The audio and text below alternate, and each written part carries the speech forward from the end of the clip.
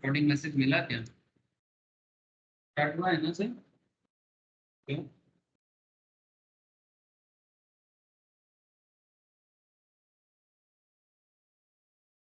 क्योंकि recording message मिला है, यस और no? Yes sir. Yes sir. हाँ सर, ओके ठीक है।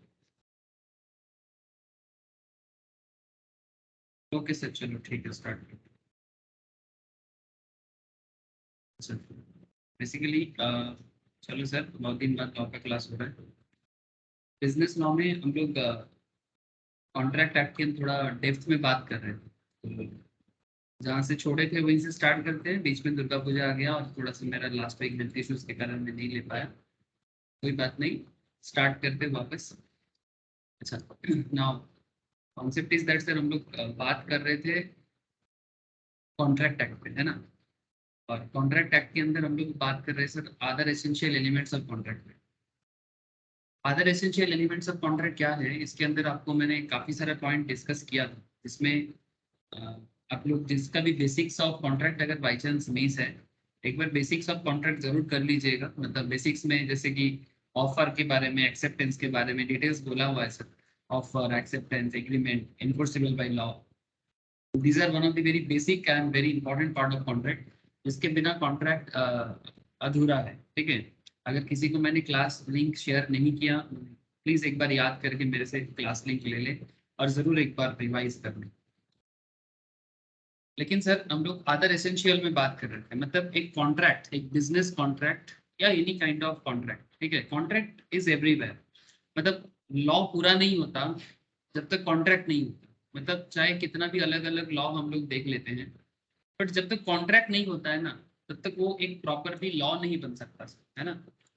जब तक कॉन्ट्रैक्ट नहीं बनता तब तक वो प्रॉपर लेवल में एक लीगल मैटर एस्टेब्लिश नहीं हो पाता है, क्योंकि कॉन्ट्रैक्ट होना बहुत जरूरी है, चाहे वो कोई भी मैटर। अगर आप रिसेंट ट्रेंड में देखें, आज मैं कुछ ऐसा सिचुएशंस के बारे में आपके साथ बात करूंगा जो आपको रिसेंट सिचुएशंस के साथ काफी मैचअप भी लगेगा। रिसेंट सिचुएशंस कैसा है सर? सर आप लोग रिसेंटली कुछ ऐसे सिचुएशंस देख रहे होंगे।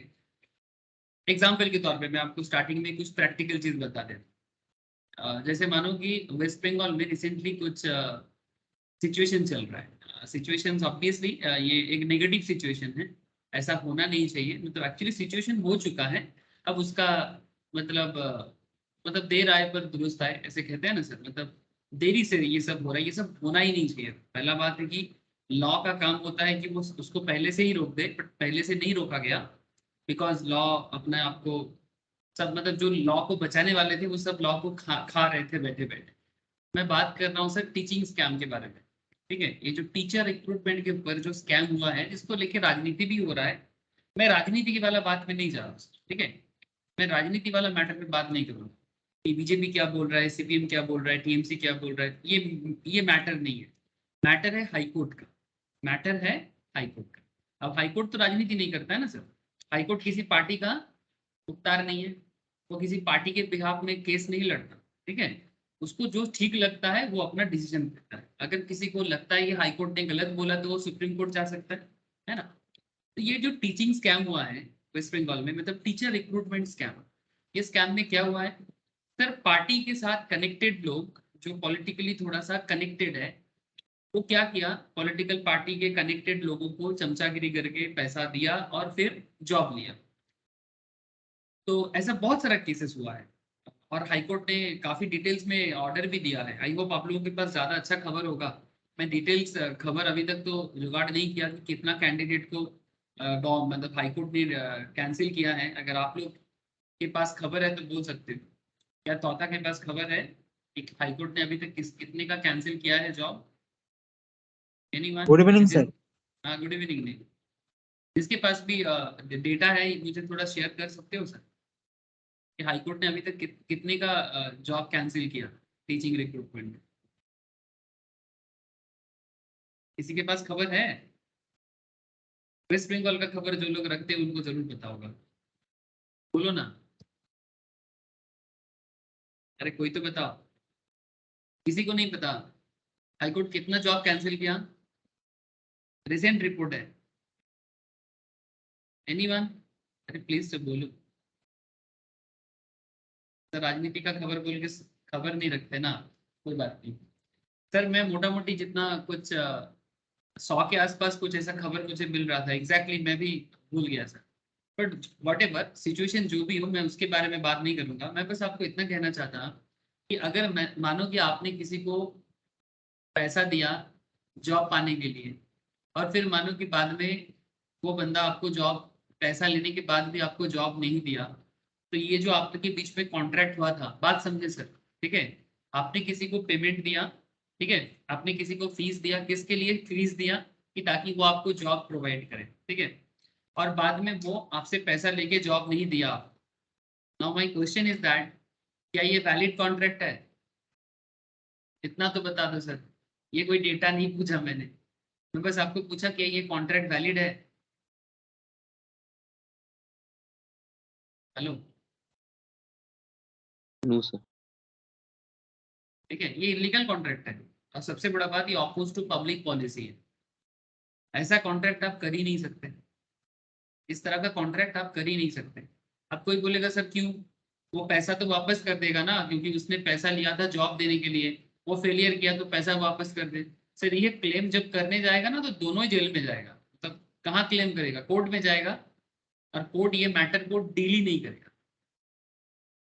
तो डील ही नहीं करेगा, ऊपर से दोनों को जेल में लाएगा, क्योंकि एक ब्राइब दे रहा है और एक ब्राइब ले रहा है, ठीक है? और ये जो कॉन्ट्रैक्ट है, ये शुरू से ही वॉइड कॉन्ट्रैक्ट है, वॉइड भी है। और ये कॉन्ट्रैक्ट एक्चुअली एक इलीगल और अनलॉफुल कॉन्सेप्ट है। नाउ क्वेश्चन इज दैट, इस तरह का बहुत सारा सिनेरियो है सर। कॉन्ट्रैक्ट बोलने से ही कॉन्ट्रैक्ट नहीं हो जाता है ना, कि मैं कॉन्ट्रैक्ट कर दिया। देखना ये पड़ेगा कि कॉन्ट्रैक्ट लीगली इन्फोर्सेबल है कि नहीं, है ना?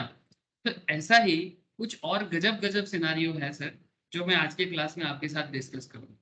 चाहे वो किसी स्टेट का करंट सिचुएशन हो, ठीक है, चाहे वो सेंट्रल गवर्नमेंट का सिचुएशन हो, वट एवर, जहां भी ये सिचुएशन हो रहा है, वो सिचुएशंस को आप कनेक्ट कर पाओगे। जैसे और एक डेटा में 2 दिन पहले ही एक न्यूज में आया था, मैं देख रहा था सर, इंडिया में लीगल सिचुएशंस बहुत खतरनाक है। खतरनाक मतलब, जो जो लीगल केसेस है ना सर, मतलब जितना लोग केस करता है, मतलब कोई डिस्प्यूट होता है तो हम कहाँ जाते हैं? कोर्ट में जाते हैं। सबसे तो पहले हम लोग लोअर कोर्ट में जाते हैं। Lower court in the sense, sir lower court in the sense जो जज कोर्ट वगैरह, या दायरा अदालत जैसे बोलते हैं लोकल लेवल में, sub divisional court, district court. फिर उसके बाद कोलकाता में मतलब जो बड़े शहर होते हैं वहां पर हाई कोर्ट होता है, हाई कोर्ट। अगर हाई कोर्ट में भी बात नहीं बनता, तब हम लोग जाते हैं एकदम हाईएस्ट लेवल का कोर्ट, सुप्रीम कोर्ट। तो कुल मिला के एक डेटा निकला है सर, मैं आपको शेयर करता हूँ। चलो, मैं एक्चुअली 2 दिन पहले ही सर्वे कर रहा था, तो मतलब न्यूज में भी आया था, तो मैं सोचा कि आपके साथ भी एक बार डिस्कस कर लेता हूँ। एनी काइंड ऑफ केसेस, ठीक है, क्रिमिनल, नॉन क्रिमिनल, लेकिन कोर्ट डिस्प्यूटेड है, केस पेंडिंग है। आप अगर गूगल करोगे तो आपको डेटा नजर आ रहा है सर। अब डेटा देखो, इंडिया में केस का हालत देखो। इसका डिफरेंट रीजन है, रीजन कुछ भी हो, बट इंडिया लॉ सिस्टम बहुत ही डिफिकल्ट हालत में है सर। ये डेटा देखने से आपको पता चलेगा, one of them 87.4% are pending in subordinate court. मतलब छोटा कोर्ट में 87% केसेस पेंडिंग है। और ये द हिंदू का 3 दिन पुराना, टाइम्स ऑफ इंडिया में भी आया था, 3 दिन पुराना न्यूज है सर, ठीक है? 87.4%, जितना टोटल केसेस है उसमें से 87% केस लोअर कोर्ट में पेंडिंग है, मतलब डिविजनल, सब डिविजनल कोर्ट में। 12.5% केसेस पेंडिंग है हाई कोर्ट्स में। और इंटरेस्टिंग फैक्ट ये है सर, और खतरनाक इंटरेस्टिंग फैक्ट है, कि लास्ट 30 साल में 1,82,000 केसेस पेंडिंग है। 1,82,000, मतलब समझ सकते हो आप, 1,82,000 cases have been pending for the over 30 years. ये इंडिया का लीगल सिस्टम का सिचुएशन है। चलो कोई बात नहीं, हम लोग प्रॉपर लेवल में एटलीस्ट बिजनेस लॉ को देख लेते हैं। बाकी क्रिमिनल लॉ, सिविल लॉ, हालत देख पा रहे हैं ना सर, बहुत खतरनाक, ठीक है? मतलब सिचुएशंस को एनालिसिस करना है तो पूरा दिन क्या, मतलब साल बीत जाएगा। इवन हमारा प्राइम मिनिस्टर भी जब कोर्ट के जज के साथ बैठा था 2016-17 के आसपास, मुझे याद है, एक क्लोज डोर मीटिंग हुआ था इंडियन जुडिशियरी सिस्टम को लेके, तो प्रधानमंत्री रो रहा था। मतलब सिचुएशन देख के, हालात देख के, मतलब इतना सिचुएशन हमारे देश में लीगल सिस्टम में, क्योंकि इतना पॉपुलेशन का प्रेशर है, और उसके हिसाब से जो लीगल नॉलेजेबल पर्सन का एरिया है, और लीगल सिस्टम में जो सरकार का जो स्पेंडिंग है, जो खर्चा है, ये सारा चीज मिला जुला के सिचुएशंस बहुत ही अलार्मिंग है सर। ठीक है, कोई बात नहीं, हम लोग उस मुद्दे पे और डिटेल्स में नहीं चलेंगे। मैं बस आपको एक आइडिया दिया कि लीगल सिस्टम इंडिया में बहुत ही मुश्किल में है। मतलब न्याय मिलने के लिए, जस्ट मिलने के लिए, जस्ट क्या होता है न्याय, ठीक है, जस्ट के लिए इतना कुछ, लेकिन जस्ट मिलना इंडिया में बहुत मुश्किल होता है। रिसेंटली गवर्नमेंट लेवल पे कुछ इनिशिएटिव लिया गया है, ई प्रोसीडिंग्स वगैरह बहुत सारा कुछ बोला जा रहा है। अब देखो धीरे धीरे काफी पहले से डेवलप होने का चांसेस नजर आ रहा है, बट उतना भी रिवोल्यूशन नहीं आया। बट हाँ, कोशिश जारी है। कोई बात नहीं, चलो हम लोग कॉन्ट्रैक्ट में फोकस करते हैं। पूरा लॉ में घुस जाएंगे तो मुश्किल हो जाएगा सर। ठीक है, तो हम लोग other essential elements of a contract में बात कर रहे थे, और उसमें कैपेसिटी टू कॉन्ट्रैक्ट में बहुत डिटेल्स में बात किया सर। मेजर के बारे में बात किया, मुझे याद है दुर्गा पूजा से पहले वाला क्लास में। साउंड माइंड के बारे में बात किया, नॉट डिस्क्वालीफाइड के बारे में बात किया, तो ये सब वेरी इंपॉर्टेंट पॉइंट था, डिस्कस किया। फ्री कंसेंट के बारे में बात किया, मतलब अगर कोई कॉन्ट्रैक्ट को वैलिड होना है तो कैपेसिटी होना बहुत जरूरी है जिनके बीच में कॉन्ट्रैक्ट हो रहा है। फ्री कंसेंट होना जरूरी है सर, मतलब जबरदस्ती कॉन्ट्रैक्ट नहीं हो सकता। जबरदस्ती तो दुनिया में कुछ भी नहीं होना चाहिए, है ना। जबरदस्ती ना तो प्यार होता है, जबरदस्ती ना तो रिश्ता होता है, कुछ भी जबरदस्ती नहीं होता है।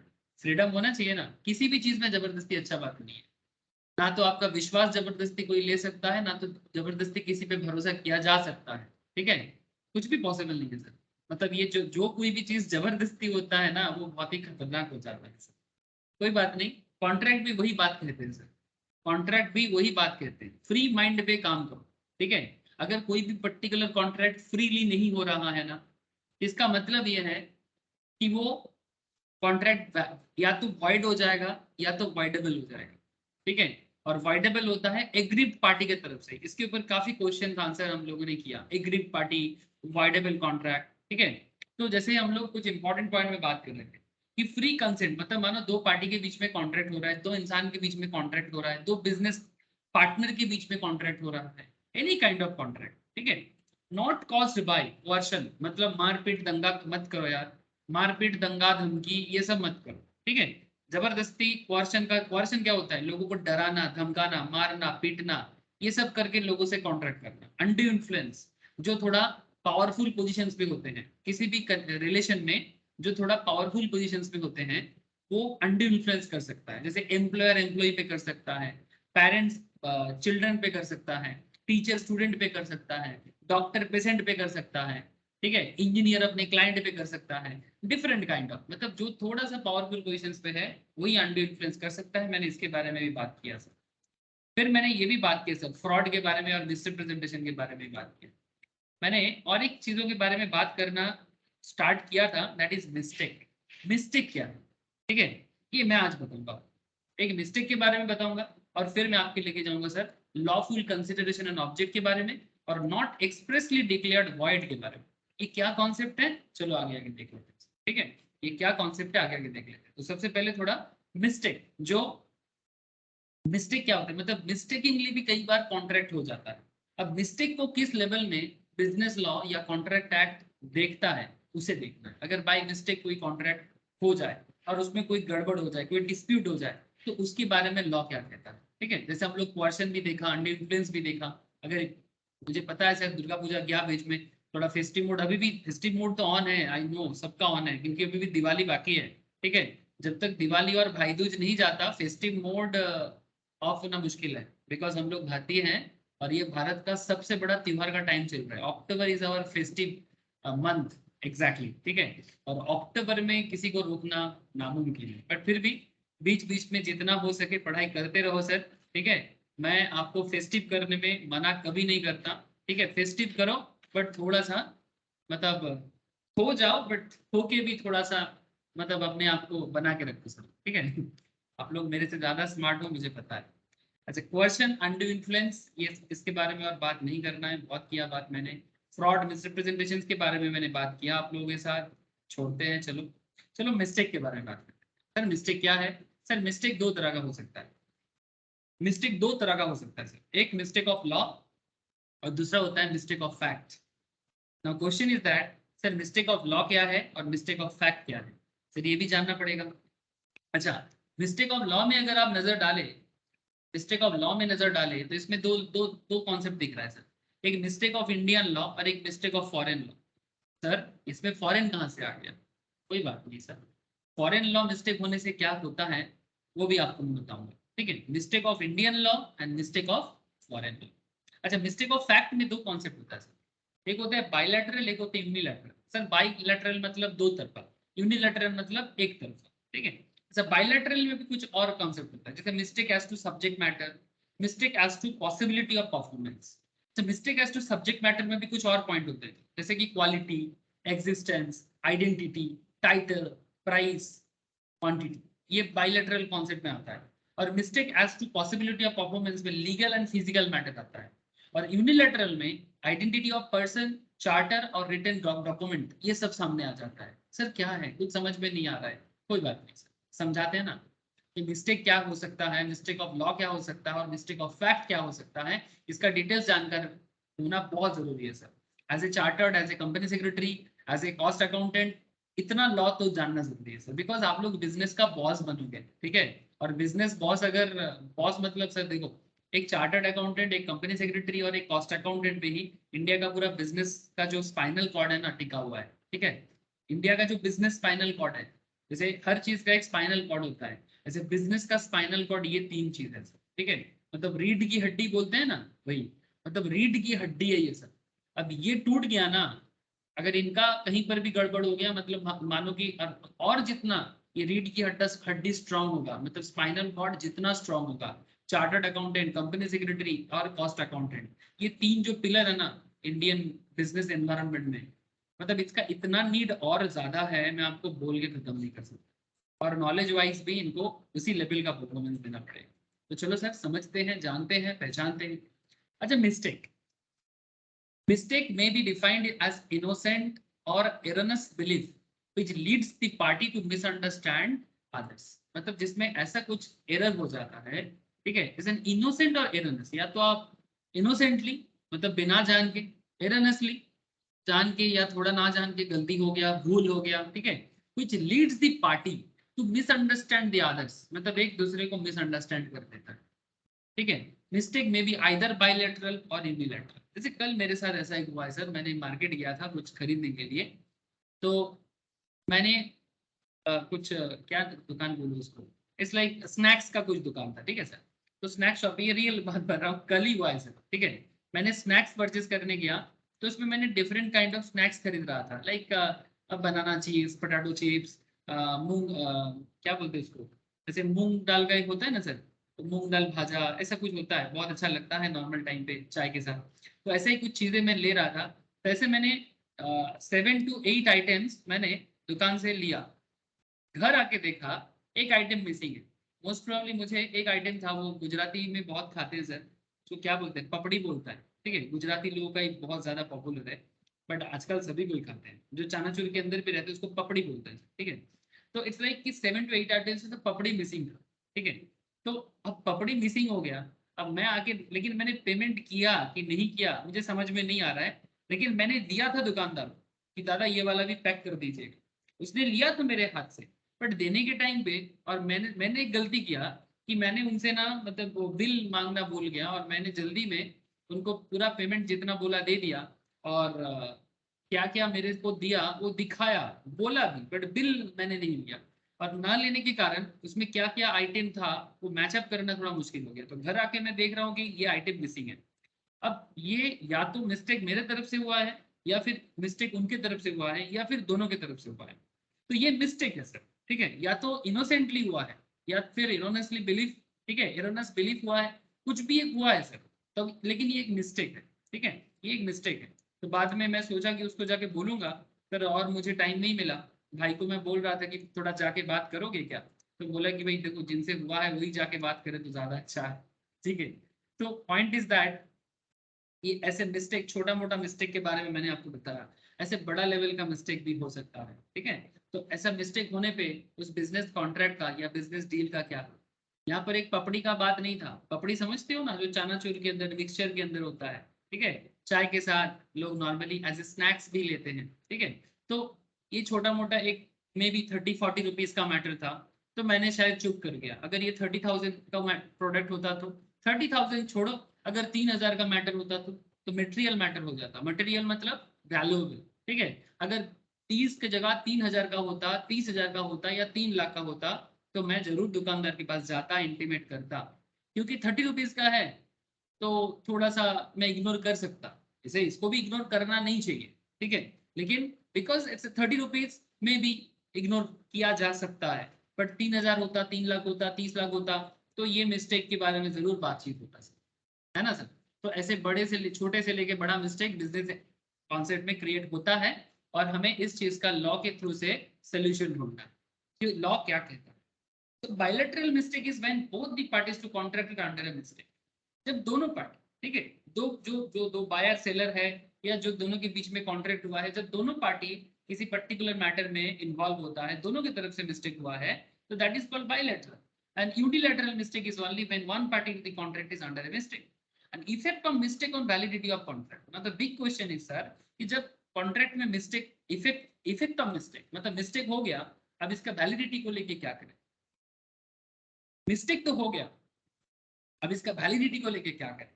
तो लॉ क्या कहता है वैलिडिटी के बारे में, ये जानना जरूरी है, ठीक है। तो चलो जानते हैं ना, हड़बड़ नहीं करना है, जानना है, समझना है, फिर घर पे रीड करना है, रिवाइज करना है और क्वेश्चन सॉल्व करना है। बस समझना बहुत जरूरी है सर, बिना समझ के हर चीज जिंदगी में टफ हो जाता है। जिंदगी को टफ नहीं आसान बनाना, ठीक है। Mistake is some unintentional act, ये तो जानते ही हम लोग, तभी तो मिस्टेक है, नाम ही मिस्टेक है इसका। मिस्टेक मतलब जो अनइंटेंशनली हुआ है, मतलब जानबूझ के नहीं हुआ, तभी तो मिस्टेक। या तो ओमिशन हो गया, मतलब ओमिशन मतलब जो ओमिट हो जाता है, मतलब देना भूल गया, लिखना भूल गया, या फिर एरर, तो वही सेम बात, अराइजिंग फ्रॉम अनकॉन्शियसनेस, ठीक है। अनकॉन्शियसली हुआ है, कॉन्शियसली नहीं हुआ है, अनकॉन्शियसली हुआ है। इग्नोरेंस और forgetfulness, imposition or misplaced confidence, it may be of two kinds, mistake of law and mistake of fact. The question is that sir mistake of law क्या और मिस्टेक ऑफ फैक्ट क्या, इस पे थोड़ा सा रोशनी डालें। चलो सर थोड़ा सा इसमें आलोकपात करते हैं, मतलब समझ रहे हैं ना सर, मैं थोड़ा शुद्ध हिंदी बंगाली बोल दिया, मतलब इसमें थोड़ा सा हम लोग बातचीत करेंगे। It is essential for the creation of a contract, it is essential for the creation of a contract that both the parties should agree to the same thing in same sense. Consensus ad idem भी कहते हैं ना sir इसको, consensus एडिडम मतलब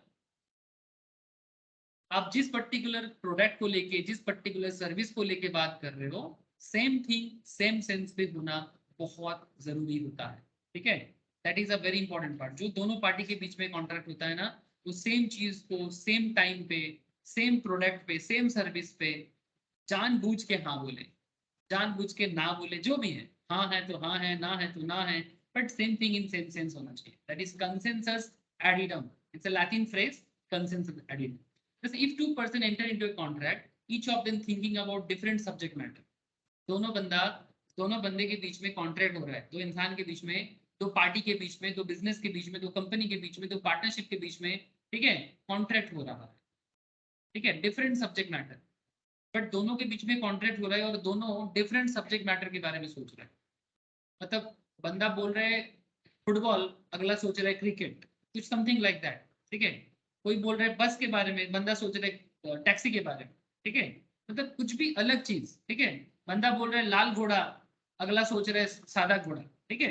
एक बंदा सोच रहा है कि मैं लाल घोड़ा बेचूंगा, तो अगला वाला सोच रहा है कि नहीं, वो सादा घोड़ा बेचने का बात कर रहा है, ठीक है। ये बोल रहे हैं कि मैं साइकिल बेचूंगा, तो वो सोच रहे हैं कि साइकिल रिक्शा बेचेगा, ठीक है। एक सोच रहे हैं कि ऑटो रिक्शा, दूसरा सोच रहा है कि टोटो, समथिंग लाइक। मतलब बंदे के पास ऑटो भी है, टोटो भी है। अब बोल रहे कि मैं अपना ऑटो बेचूंगा, ए बोल रहा है बी को मैं अपना ऑटो बेचूंगा, बी सोच रहे कि टोटो बेचेगा, ठीक है, ऐसा होता है ना।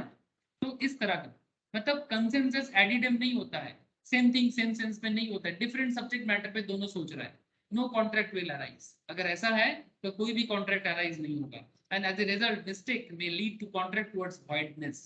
ये कहाँ लेके जाएगा आपको, ये आपको वॉइडनेस की तरफ लेके जाएगा। वॉइडनेस क्या होता है, कैंसिल कर देगा, वो आगे कॉन्ट्रैक्ट बनेगा ही नहीं, ठीक है, वो वॉइड हो जाएगा।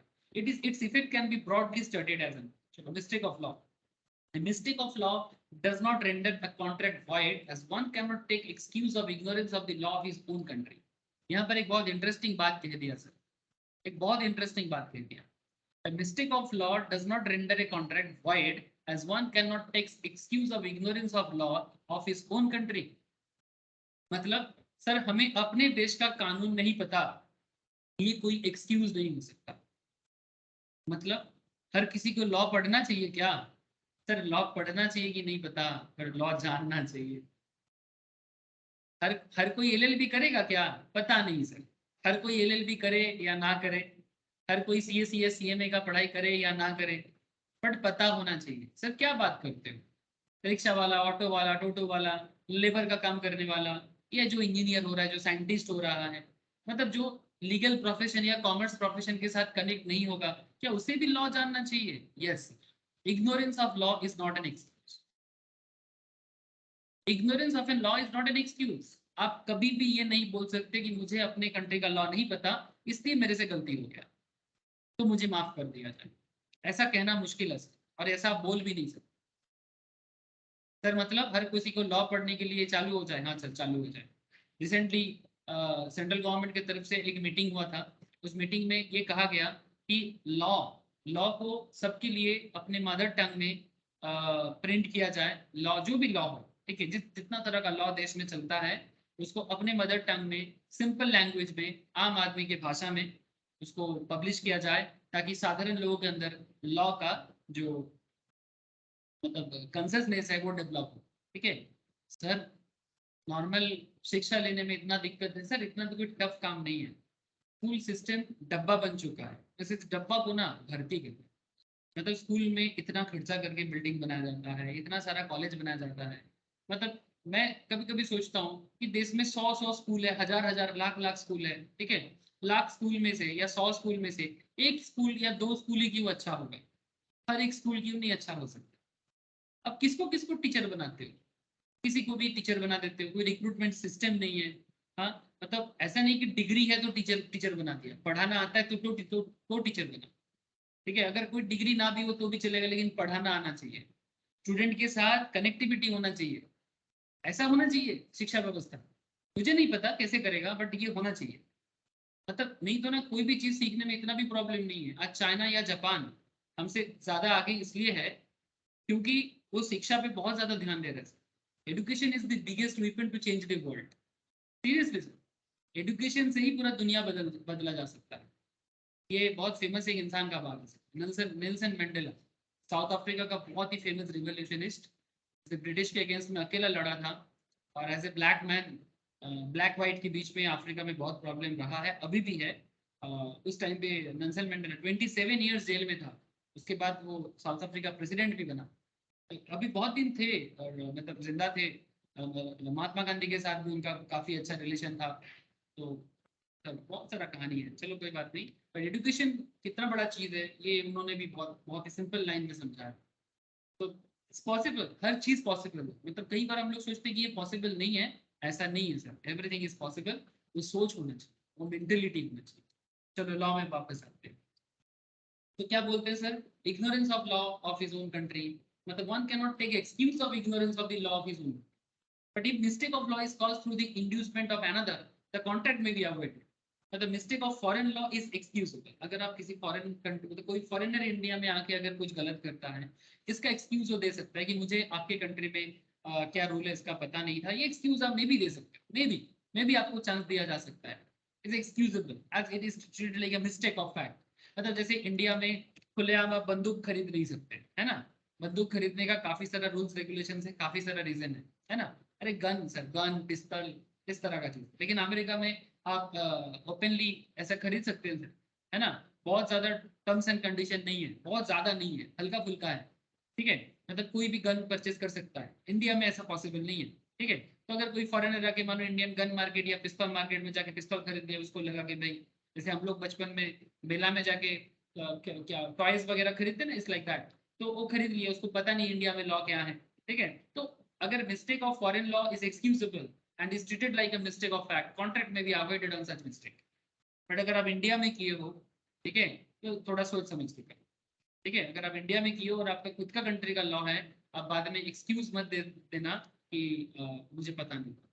ठीक है, तो मिस्टेक ऑफ लॉ ये होता है कि लॉ का जानकार नहीं हूं मैं, इसलिए मेरे से गलती हो गया, ये एक्सक्यूज देने से पहले 10 बार सोचें, बिकॉज ये एक्सक्यूज एक्चुअली एंटरटेन नहीं होता है, ठीक है। Mistake of fact, mistake of fact क्या है? जैसे आपको एक एग्जांपल देता हूँ मिस्टेक ऑफ लॉ में। जैसे मानो कि आपके घर में एक पेड़ है, ध्यान से सुनना सब, ठीक है।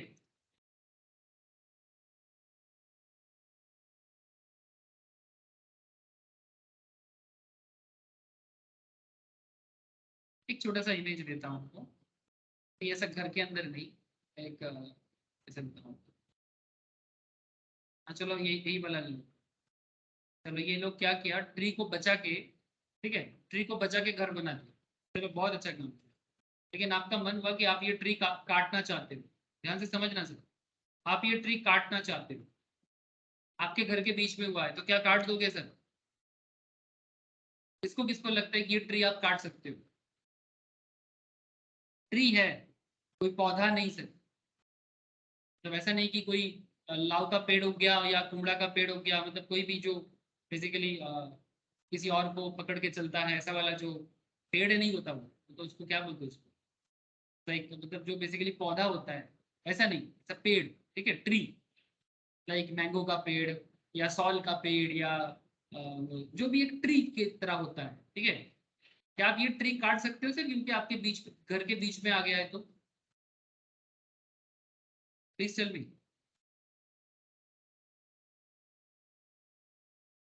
या फिर आपके घर के कंपाउंड के अंदर है, तो क्या आप काट दोगे ट्री को? अरे बताओ ना।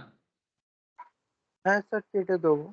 नहीं सर, नहीं काट सकते, इसीलिए तो सवाल किया, इसीलिए तो मैंने क्वेश्चन किया कि अगर कोई ट्री आपके घर में है आप इसको काट नहीं सकते। अगर मैं चाहूँ तो आपके, हाँ बोलो सर बोलो। ऐसा एक मूवी आया था लॉकडाउन के टाइम पे कि मतलब वो ट्री काटने नहीं होगा, वो प्रॉपर्टी सेल हो रहा था लेकिन ट्री काटने नहीं होगा करके। अच्छा क्या नाम है मूवी का? वो तो याद नहीं है लेकिन नया एक्टर्स थे उस पे। अच्छा बताना सर, अगर याद आएगा तो बताना जरूर सर, ठीक है, ठीक है। यही प्रॉब्लम है सर, समझ रहे हो ना? मानो कि आप ट्री काट रहे हो, ठीक है, मानो कि शुभजीत के घर में, शुभजीत साधु के घर में ट्री है और शुभजीत को लग रहा है कि ये ट्री मैं काट दूंगा, और मैंने जाके गवर्नमेंट फॉरेस्ट ऑफिस को बता दिया कि शुभजीत के घर में एक सॉल का पेड़ है, ठीक है, which is also valuable and as well as a tree, ठीक है, तो शुभजीत पेड़ को काट रहे हैं। फॉरेस्ट ऑफिसर जाके पुलिस को लेके जाएगा और आपको जेल में डालेगा, यानी ये, और कौन सा लॉ लगाएगा आपके ऊपर? फॉरेस्ट एक्ट लगाएगा। फॉरेस्ट एक्ट के तहत आप कोई भी ट्री नहीं काट सकते, अगर काटना चाहते हो तो फॉरेस्ट का परमिशन लेना पड़ेगा। ध्यान से समझना सर बात, आपको फॉरेस्ट से परमिट लेना पड़ेगा, बिना परमिशन का आप कोई भी ट्री नहीं काट सकते। इसका मतलब ये नहीं कि आपके घर में कोई छोटा सा पौधा हुआ है या फिर आपके घर में कोई क्या बोलते हैं वो, जैसे बनियन ट्री या फिर अशुद्ध पीपल का पेड़ जो घर में उग जाता है ना, उसको नहीं काट सकते, उसको आप जरूर काट सकते हो, ठीक है। बट जो बड़ा सा पेड़ है आपके घर के कंपाउंड में है, ठीक है, जो काफी पुराना भी है और एक सॉलिड ट्री है, आप उसको नहीं काट सकते, ठीक है। স্যার फॉरेस्ट एक्ट, हाँ बोलो सर। যেই সমস্ত ট্রি গুলো ভ্যালুয়েবল ওইগুলো কাটা যাবে না?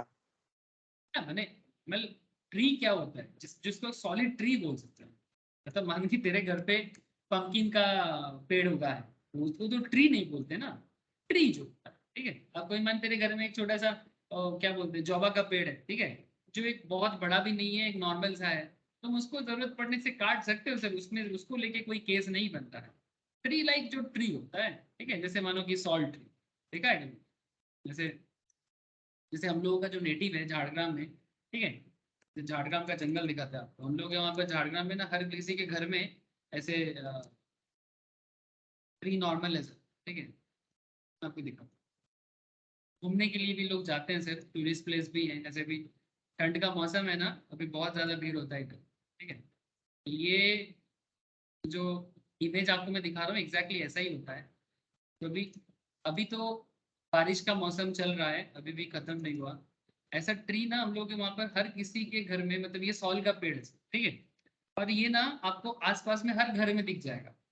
अब मानो किसी का मन हो कि मेरे घर में पेड़ है और मैं काट दूं, इसको ट्री कहते हैं ना सर, ये सॉल हो सकता है, सेगुन हो सकता है जिसको टीक वुड भी कहते हैं, ठीक है, नॉट वैल्यूएबल, सिर्फ ट्री होना चाहिए, ठीक है। जैसे मानो किसी के घर में सीरीज का पेड़ है किसी के घर में जो एक ट्री की तरह है। इवन अगर एक बनियान का ट्री भी है ना, उसको भी काटने के लिए आपको परमिशन लेना चाहिए अगर आपके कंपाउंड में है। रूल यही है। आप कोई बोलेगा सर मैं ना लूँ और कोई पकड़ा नहीं, या कोई बात नहीं सर, लेकिन अगर कोई आपके पीछे काठी करना चाहेगा और बोलेगा कि जैसे मानो मेरे घर में एक सॉल का पेड़ है और मैंने काट दिया, और आपने फॉरेस्ट में जाके बता दिया कि मैंने सॉल का पेड़ ऐसा साइज का मोटा सा पेड़ था और मैंने जाके काट दिया, तो फॉरेस्ट आके मेरे अगेंस्ट पे केस कर सकता है, नहीं काट सकता।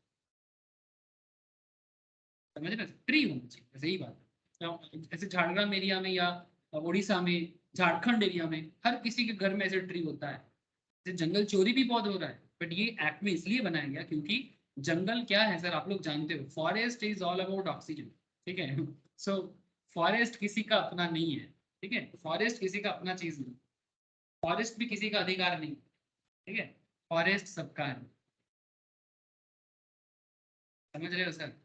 जस्ट एग्जाम्पल के लिए मैंने आपको बताया, तो क्या आपको समझ में आ रहा है? ठीक है, तो क्वेश्चन इज दैट ये था मिस्टेक ऑफ लॉ। ठीक है, आप नहीं कर सकते, मतलब आप ये भी नहीं बोल सकते कि मुझे पता नहीं था, ये आपके ये एक्सक्यूज नहीं हो सकता। हाँ, कोई फॉरेनर आप ये गलती करे या आप किसी फॉरेन कंट्री में जाके ये गलती करे तो शायद ये एक्सक्यूजेबल हो सकता है, बट नेचुरली ये एक्सक्यूजेबल नहीं है कि आपके कंट्री में क्या रूल्स है, क्या रेगुलेशंस है, आपको जानना पड़ेगा। मिस्टेक ऑफ फैक्ट में थोड़ा देख लेते हैं sir. Where the contracting parties misunderstand each other and are at cross purposes, there is a bilateral or mutual mistake. Where both the parties to an agreement are under a mistake as to a matter of fact essential to the agreement is void. Example के तौर पे, जैसे मैं आपको कुछ देर पहले ही समझा रहा हूँ, ये offers to sell his ambassador car to B. ये अपना ambassador car B को बेचना चाहता है, but B अपने मन में सोच रहा है, ठीक है, who believes that A has only Fiat car. अच्छा सुनो, A offers to sell his ambassador car to B. Who believes that, मतलब B सोच रहा है मन में कि A के पास Fiat है, A के पास Fiat है, लेकिन A सोच रहे कि मैं तो अपना एम्बेसडर ही B को बेचूंगा, एंड एग्रीज टू बाई का। ठीक है, फिएट, मतलब और ये सोच के B ने एग्री भी करेगी कि उसके पास फिएट है और मैं खरीद लूंगी, मतलब कार बोला, कौन सा कार ये नहीं बोला। ठीक है, तो here the two parties are thinking about different subject matter. एक बंदा सोच रहा है एम्बेसडर बेचना है, दूसरा सोच रहा है फिएट बोल रहा है, सोच रहा है, मतलब दोनों अपने मन में सोच रहा है, कार सोचा, बट कौन सा कार ये क्लियर कट नहीं हुआ, मतलब कंसेंसस एडिडम नहीं हुआ, same thing and same sense नहीं हुआ। सो ये एक मिस्टेक और ये बाइलेटरल मिस्टेक, और ये एग्रीमेंट वॉइड हो जाए, इसको मिस्टेक ऑफ फैक्ट बोलते हैं। Clear sir? समझ में आ रहा है? Mistake of law and mistake of fact clear हुआ ना सर? सबको अंडरस्टैंड हो रहा है कि नहीं? ठीक है सर, आगे बढ़ते हैं। Sir legality of object and consideration. ठीक है, legality of object and consideration, section 23 legality of object and consideration के बारे में बात करें। Now what is section 23? क्या कहता है? लीगलिटी ऑफ ऑब्जेक्ट और कंसिडरेशन क्या है? The consideration or object of an agreement is lawful, मतलब किसी भी एग्रीमेंट का जो ऑब्जेक्ट है और जो कंसिडरेशन, मतलब आप किसी के साथ कोई भी एग्रीमेंट करते हैं, एग्रीमेंट कैसे होता है? ऑफर प्लस एक्सेप्टेंस में एग्रीमेंट होता है। ध्यान से सुनो, मतलब एक बंदा ऑफर करता है, दूसरा बंदा एक्सेप्ट करता है, ठीक है, और ऑफर एक्सेप्टेंस के बीच में एक क्रिस्टल क्लियर कंसिडरेशन होता है। कंसिडरेशन मतलब बदले में कुछ होना चाहिए, मतलब बदले में बिना कुछ का भी एग्रीमेंट बन सकता है, एक्सेप्शनल कंडीशन है। मैं प्रीवियस क्लासेस में बता के रखा, प्लीज एक बार गो थ्रू कीजिएगा, ठीक है। बट कॉन्ट्रैक्ट में consideration must, actually there is a big word, no consideration no contract, but हाँ there are some exception also कि बिना कंसिडरेशन के भी कॉन्ट्रैक्ट इन सम केसेस होता है, ठीक है। लेकिन नॉर्मली क्या बताते हैं सर, ऑफर प्लस एक्सेप्टेंस होगा तो एग्रीमेंट बनेगा, है ना। ऑफर प्लस एक्सेप्टेंस होगा तो एग्रीमेंट बनेगा। नाउ क्वेश्चन इज दैट, और जब ऑफर एक्सेप्टेंस होता है, अगर ए और बी के बीच में चल रहा है, तो ए बी को कुछ देगा, बदले में बी भी ए को कुछ देगा। हो सकता है ए बी को कार दे रहा है, बी ए को मनी दे रहा है ना। तो money is consideration for A and car is consideration for B. Now question is that the consideration or object of an agreement is lawful. ये दोनों लॉफुल होना चाहिए, मतलब कंसिडरेशन भी और ऑब्जेक्ट भी, मतलब आप जिस ऑब्जेक्टिव से कॉन्ट्रैक्ट कर रहे हो वो लॉफुल होना चाहिए, unless it is forbidden by law और is of such a nature that it permitted it to defeat the provision of any law। is fraudulent or involves injury to the person or property of another, the court regard it as a immoral, opposed to public policy. अगर ये सब situations आ जाए ना तो वो भी mistake की तरह हो जाएगा, ठीक है, वो भी एक प्रॉब्लमेटिक हो सकती है. Legality of object and consideration, ध्यान से चलो देखते हैं legality of object and considerations में और क्या बात हो सकता है. मतलब जहां जहां in each of these cases the consideration or object of an agreement is said to be unlawful, every agreement which is object or consideration is unlawful is void. हर एक एग्रीमेंट का जहां ऑब्जेक्ट और कंसिडरेशन लॉफुल नहीं है, lawful नहीं है मतलब जो अनलॉफुल है, अनलॉफुल मींस जो लॉफुल नहीं है मतलब लीगल नहीं है, सिंपल, ठीक है. A B C enter into an agreement for the division among them of gains acquired, मतलब तीनों ने कुछ गेन किया, बट मजा का बात है ये तीनों किसी को फ्रॉड करके गेन किया, मतलब बेसिकली ये चोरी का पैसा या फ्रॉड का पैसा. अब आप मुझे बताओ कि आप चोरी करके तीनों के बीच में आप लोग पार्टनरशिप बना रहे हो. आप लोग बचपन में 11-12 लेवल से पार्टनरशिप अकाउंट करते हो, याद है ना सर?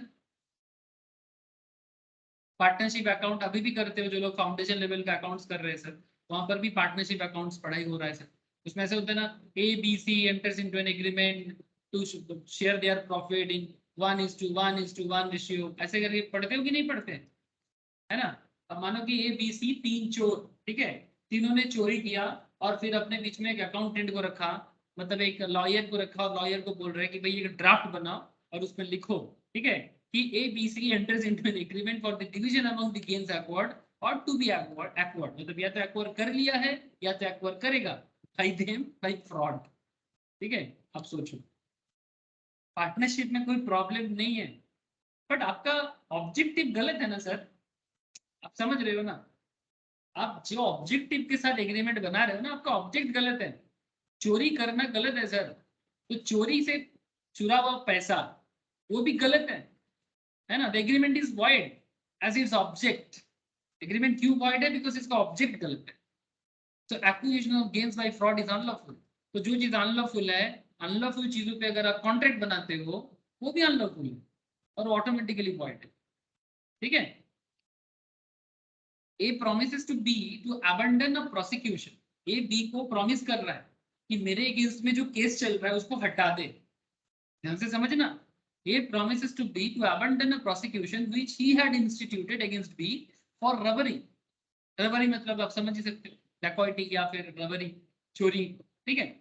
तो A promises to B to abandon a prosecution which he had instituted against B for robbery and B promises, अगर तुम मेरा केस हटा देते हो in lieu thereof to restore the value of the property wrong, अगर तुम मेरे against में केस हटा देते हो, जो केस तुमने कोर्ट में मतलब किया मेरे अगेंस्ट में, तो मैं जो भी चुराया सारा का सारा चीज रिस्टोर कर दूंगा.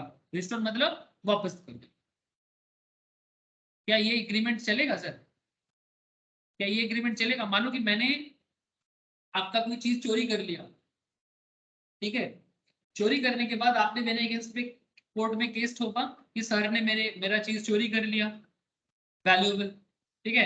अब जैसे आपने ये केस ठोका, फिर मैं आपको बता रहा हूँ कि एक काम कर कि तुम मेरे अगेंस्ट में जो केस था वो उसको हटा दे, मैं तुम्हारा चुरा हुआ चीज तुमको दे दूं. क्या तुम्हारे और मेरे बीच में ऐसा एग्रीमेंट चलेगा सर? हेलो, समझ में आ रहा है sir?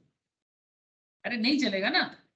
Agreement is void as its object, namely the stifling of prosecution. Stifling of prosecution कहते हैं इसको, मतलब कोई चोरी किया है, मतलब किसी के अगेंस्ट में, मतलब किसी का जो केस चल रहा है, केस को विथड्रॉल करना, और वो भी गलत काम का केस है और ये अनलॉफुल है. केस विथड्रॉल करने के लिए किसी के साथ तुम एग्रीमेंट बना रहे हो कि मेरे अगेंस्ट में जो चोरी का केस है उसको हटा लो, बदले में मैं तुम्हारा जो भी है वो तुमको वापस करूंगा. ये अनलॉफुल है, टोटली अनलॉफुल है. समझ रहे sir? Section 10 of the Indian Contract Act provides for the legality of consideration and object thereto, and Section 23 of the Act also states that every agreement of which the object is or consideration is unlawful is void. इसका object और consideration unlawful होगा वो void होके ही रहना है. वो sir बताओ sir, आप लोग थोड़ा सा मुझे बताओ कि क्या समझ में आ रहा है? Any doubt sir? बोलो सर ठीक है, इस तरह से लॉ को समझोगे ना तो लॉ हमेशा इजी रहेगा।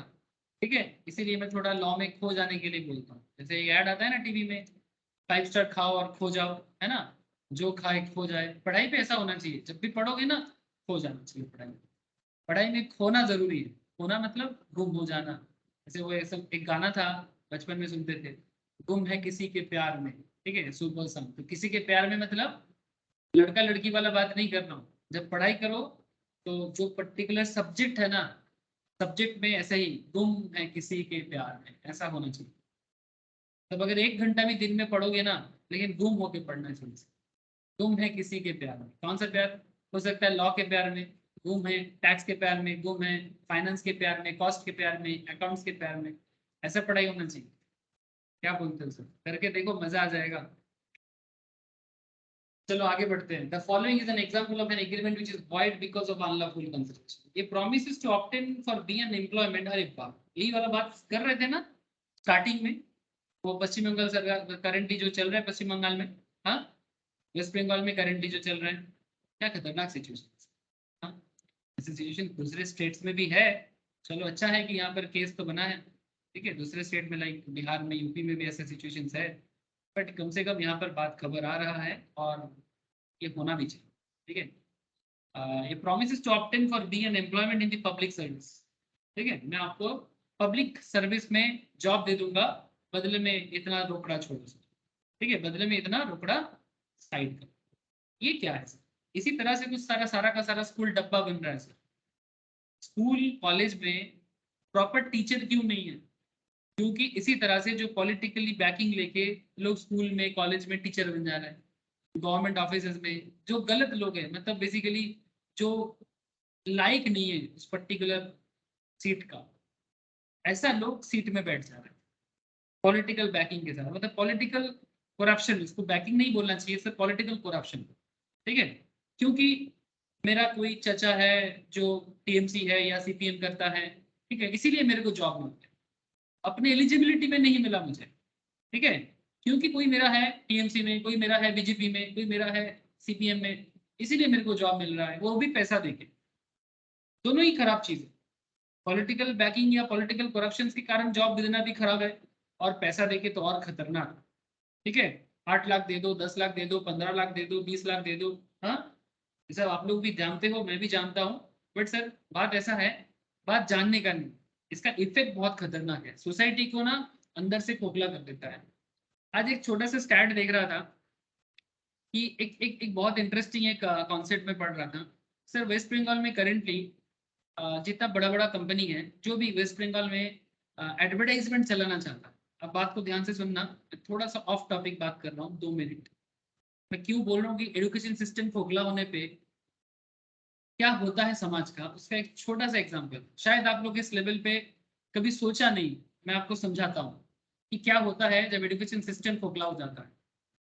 सर आप लोग सौरभ गांगुली को जानते हो? प्लीज टेल मी सर, आप लोग जानते हो सौरभ गांगुली को? अरे बोलो ना सर, ऐसा बोल के शर्मिंदा मत कीजिए, ठीक है ना?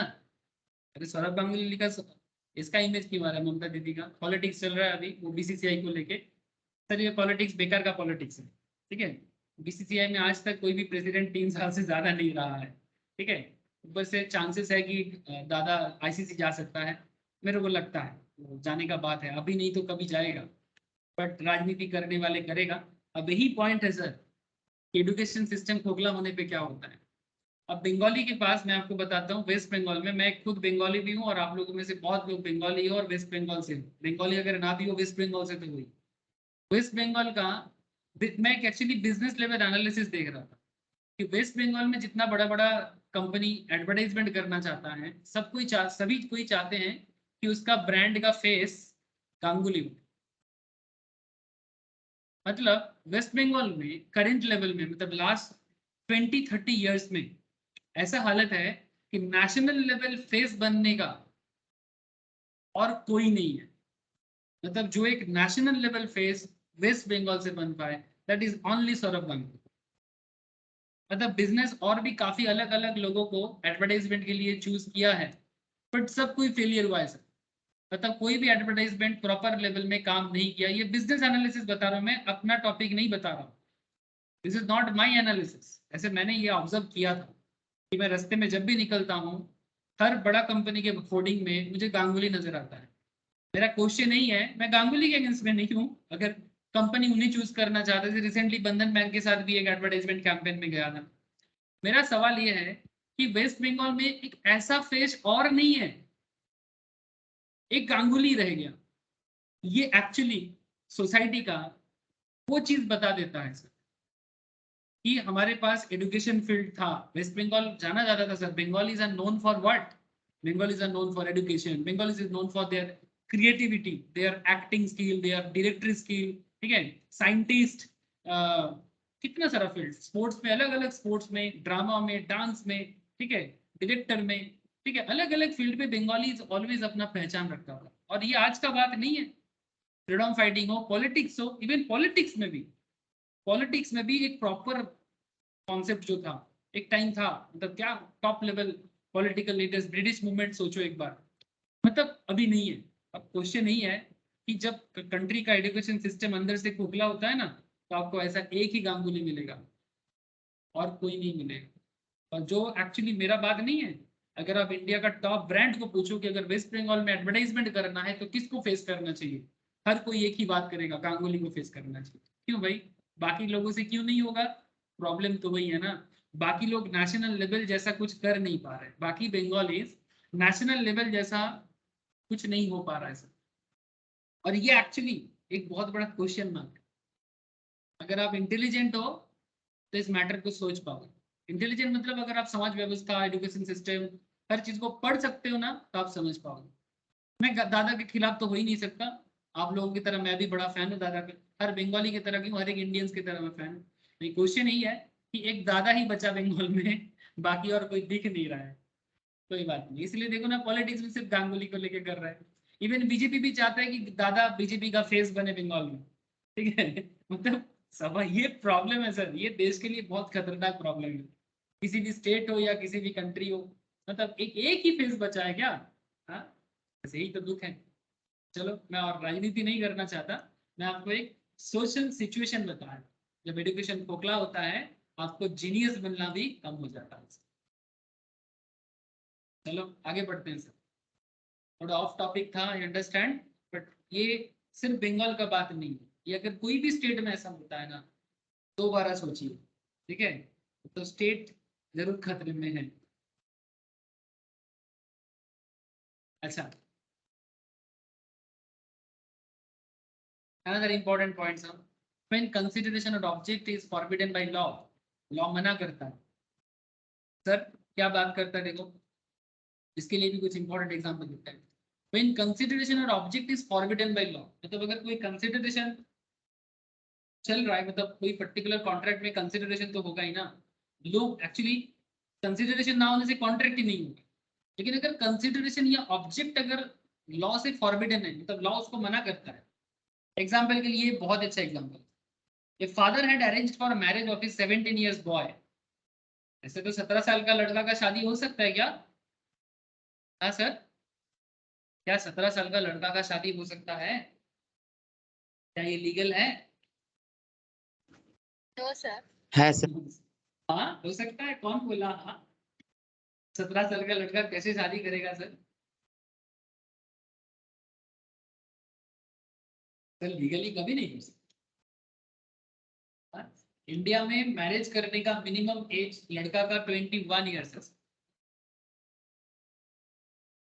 21 ईयर्स जब तक नहीं होता, अगर आप शादी करते हो तो आप लीगली पनिशेबल हो जाएगा, ठीक है, आप नहीं कर सकते।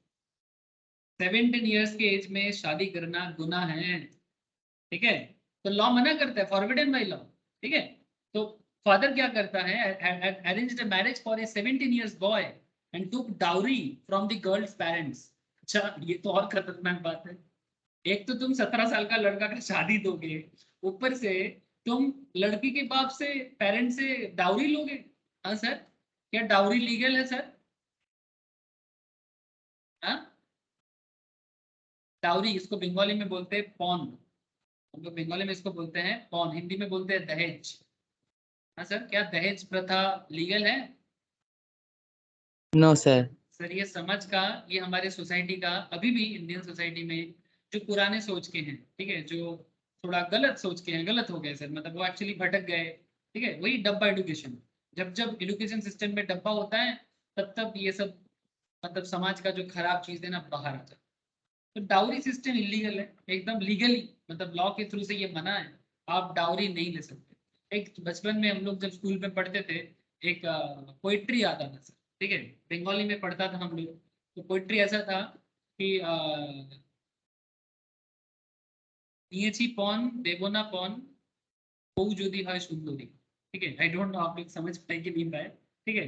নিয়েছি পণ মানে এখানে পুরো মানে পণ মানে হচ্ছে মানে পণ in the sense it's like जैसे बोलते हैं ना, मतलब कसम खाया, ठीक है, कि अगर मतलब अगर वाइफ मेरा ब्यूटीफुल हो जाए तो मैं पॉन नहीं, मतलब मुझे डाउरी नहीं लेना है। तो ऐसा एक पोइट्री था, तो वेरी इंटरेस्टिंग, और बहुत ही मोस्ट प्रॉब्ली क्लास 10 में था, तो वेरी इंटरेस्टिंग। बहुत अच्छा अच्छा ऐसे बचपन वाला कहानी कविता याद आता है सब, सब मैच कर जाता है। कोई बात नहीं, चलो आगे बढ़ते हैं।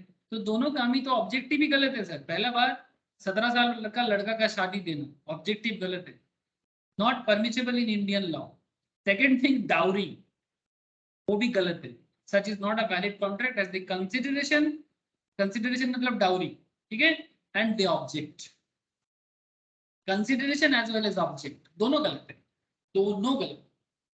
तो अगर दोनों गलत है तो फिर आगे लॉ मतलब कॉन्ट्रैक्ट बन ही नहीं सकता, ना तो कंसिडरेशन सही है ना तो ऑब्जेक्ट सही है, तो फिर आगे बात कैसे बढ़ेगा, बढ़ ही नहीं सकता, लॉ हो ही नहीं, मतलब ये लीगली इन्फोर्सेबल हो ही नहीं सकता, ठीक है।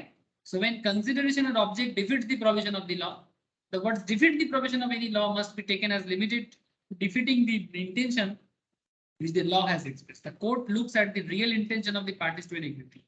If the intention of the parties is to defeat the provision of the law, the court will not enforce it.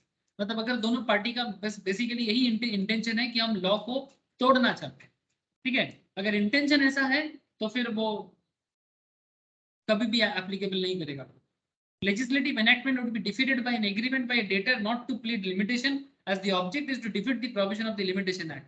The Hindu law is defeated by an agreement to give son in adoption of in consideration of annual allowance to the natural parents. मतलब ऐसा cases बना है, ठीक है, जिसमें limitation act को defeat करने का कोशिश किया गया था, जिसमें हिंदू लॉ को डिफीट करने का कोशिश किया था, जिसमें son in adoption in consideration of annual allowance to the natural parents, ठीक है। तो इस तरह का कुछ केसेस बना है जहां लॉ को ही डिफीट करने का एक इरादा लिया गया है, उस हर केस में उसको भी मतलब बेसिकली वॉइड कर दिया जाएगा। मतलब आप लॉ को तोड़ने का इरादा लेके काम नहीं कर सकते, ठीक है, मतलब वो इरादा कोर्ट में ही डिसाइड हो जाता है। कोर्ट के पास बहुत सारा पैरामीटर होता है। जैसे आज एक पढ़ रहा था, थोड़ा मैच्योर बात है, आई डोंट नो आप लोग समझोगे कि नहीं। इलाहाबाद हाईकोर्ट का या मोस्ट प्रोबेबली उत्तर प्रदेश में किसी एक कोर्ट का, हाईकोर्ट का एक रिपोर्ट है, थोड़ा मैच्योर बात है, एक रेप केस का मैटर है। रेप हुआ था तो कोर्ट ने डिसीजन दिया कि जो रेपिस्ट है उनको बोला गया कि जो प्रेगनेंसी आया है तो बोला कि अगर इसको शादी कर लेता है और बच्चे को भी अडॉप्ट कर लेता है तो उसका जो जेल है उसको माफ कर दिया जाएगा।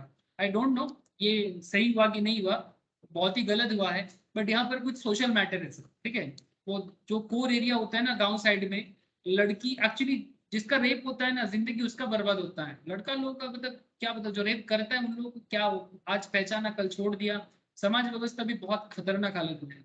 तो मे बी समाज का कुछ कोर पार्ट में जो बहुत ही हार्डकोर विलेज एरिया में कुछ खराब चीज है, अभी भी सुपरस्टिशियस है, शायद इसलिए ऐसा डिसीजन लिया गया। बट सर रेप तो रेप है, चाहे किसी भी सिचुएशंस में कोई भी करे, तो आई डोंट नो ऐसा डिसीजन क्यों दिया। अब लॉ अलग अलग टाइम पे अलग अलग डिसीजन देता है, ठीक है। अब इसमें आप कोर्ट का डिसीजन को आप चैलेंज कर सकते हो ऑब्वियसली, वो भी परमिशन है, बट कोर्ट सिचुएशंस को देख के डिसीजन देता है। हर बार हर डिसीजन सही होता है ऐसा नहीं है, बट सिचुएशंस कभी कभी डिमांड करता है ऐसे डिसीजन देने के लिए, मे बी, क्योंकि जज कोई मूर्ख तो नहीं है कि ऐसे डिसीजन देगा कि रेपिस्ट को ही उसके सजा से बचा देगा शादी करा के, है ना। ये इसमें थोड़ी ना गुना पाप धुल जाएगा, ऐसे थोड़ी ना होगा, बट ऐसे डिसीजन दिया गया है। मैं देख रहा था कहीं खबर में आया था, मुझे भी थोड़ा ताज्जुब लगा, सजा तो मिलना चाहिए। सजा देगा तो फिर लड़की का जिंदगी बर्बाद होता है, तो कोर्ट ने कुछ दूसरा रास्ता चूज किया। आई डोंट नो, मतलब ये किस तरह का सिचुएशन है, very difficult situation. Indian judiciary system में जो बैठता है ना, उनका मतलब 36 का छाती भी हो जाएगा ना तो भी वो पागल हो जाएगा सर, मतलब जिगरा होना चाहिए, ऐसा ऐसा डिसीजन सामने आता है। आगे बढ़ते हैं सर।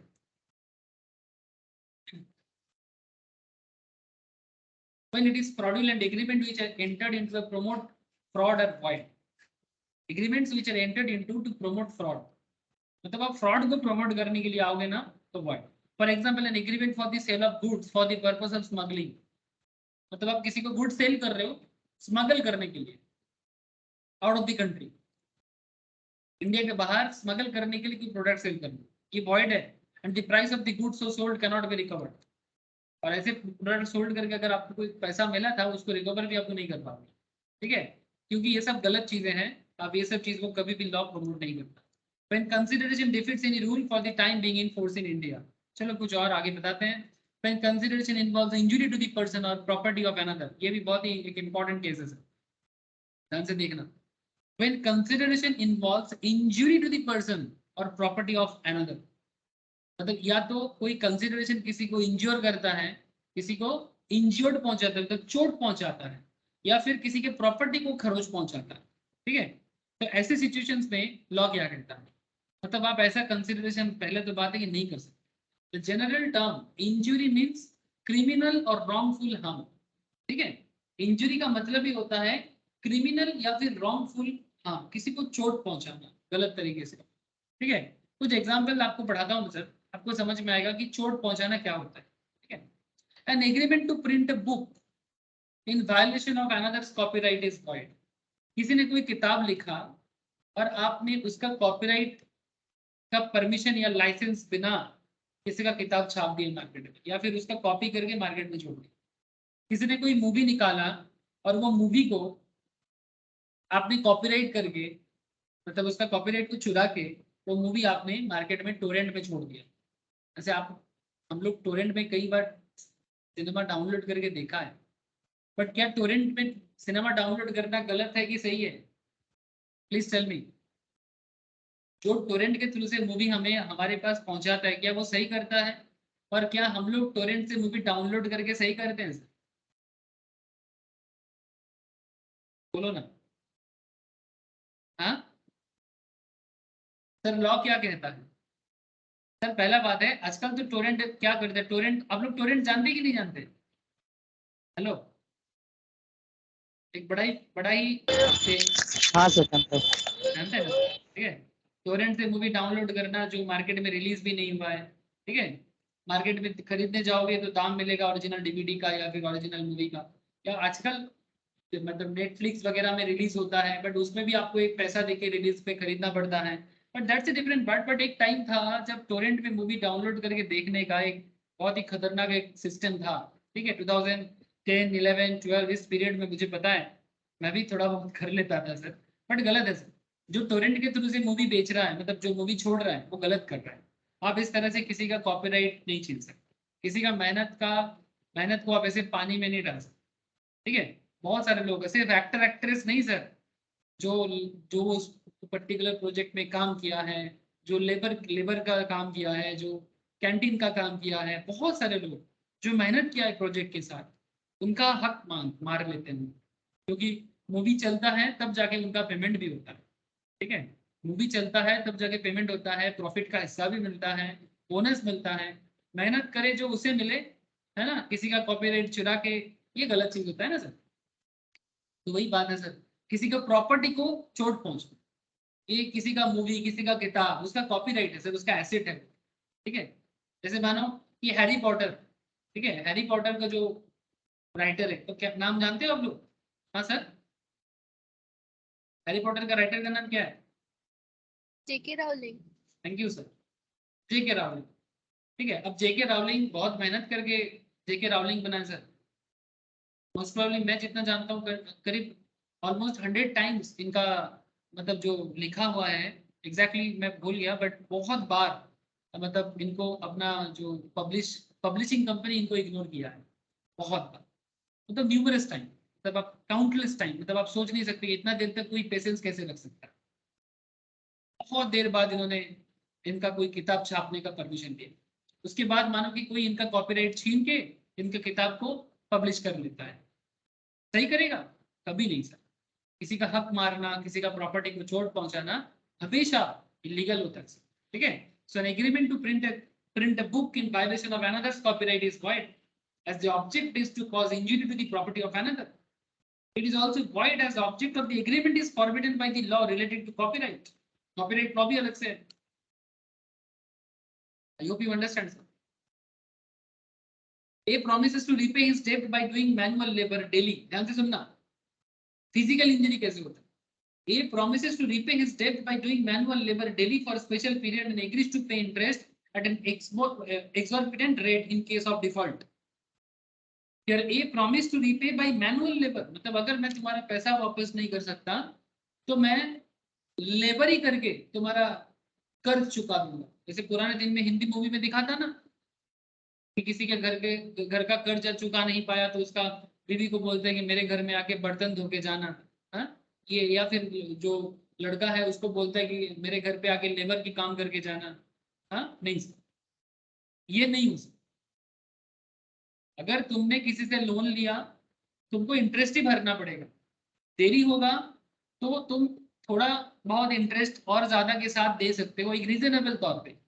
एक्सॉर्बिटेंट रेट नहीं होना चाहिए।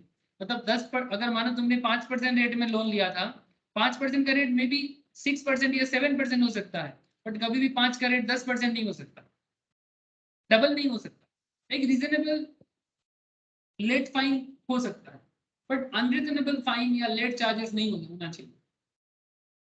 कभी भी टाइम लेट करने से डबल नहीं होना चाहिए।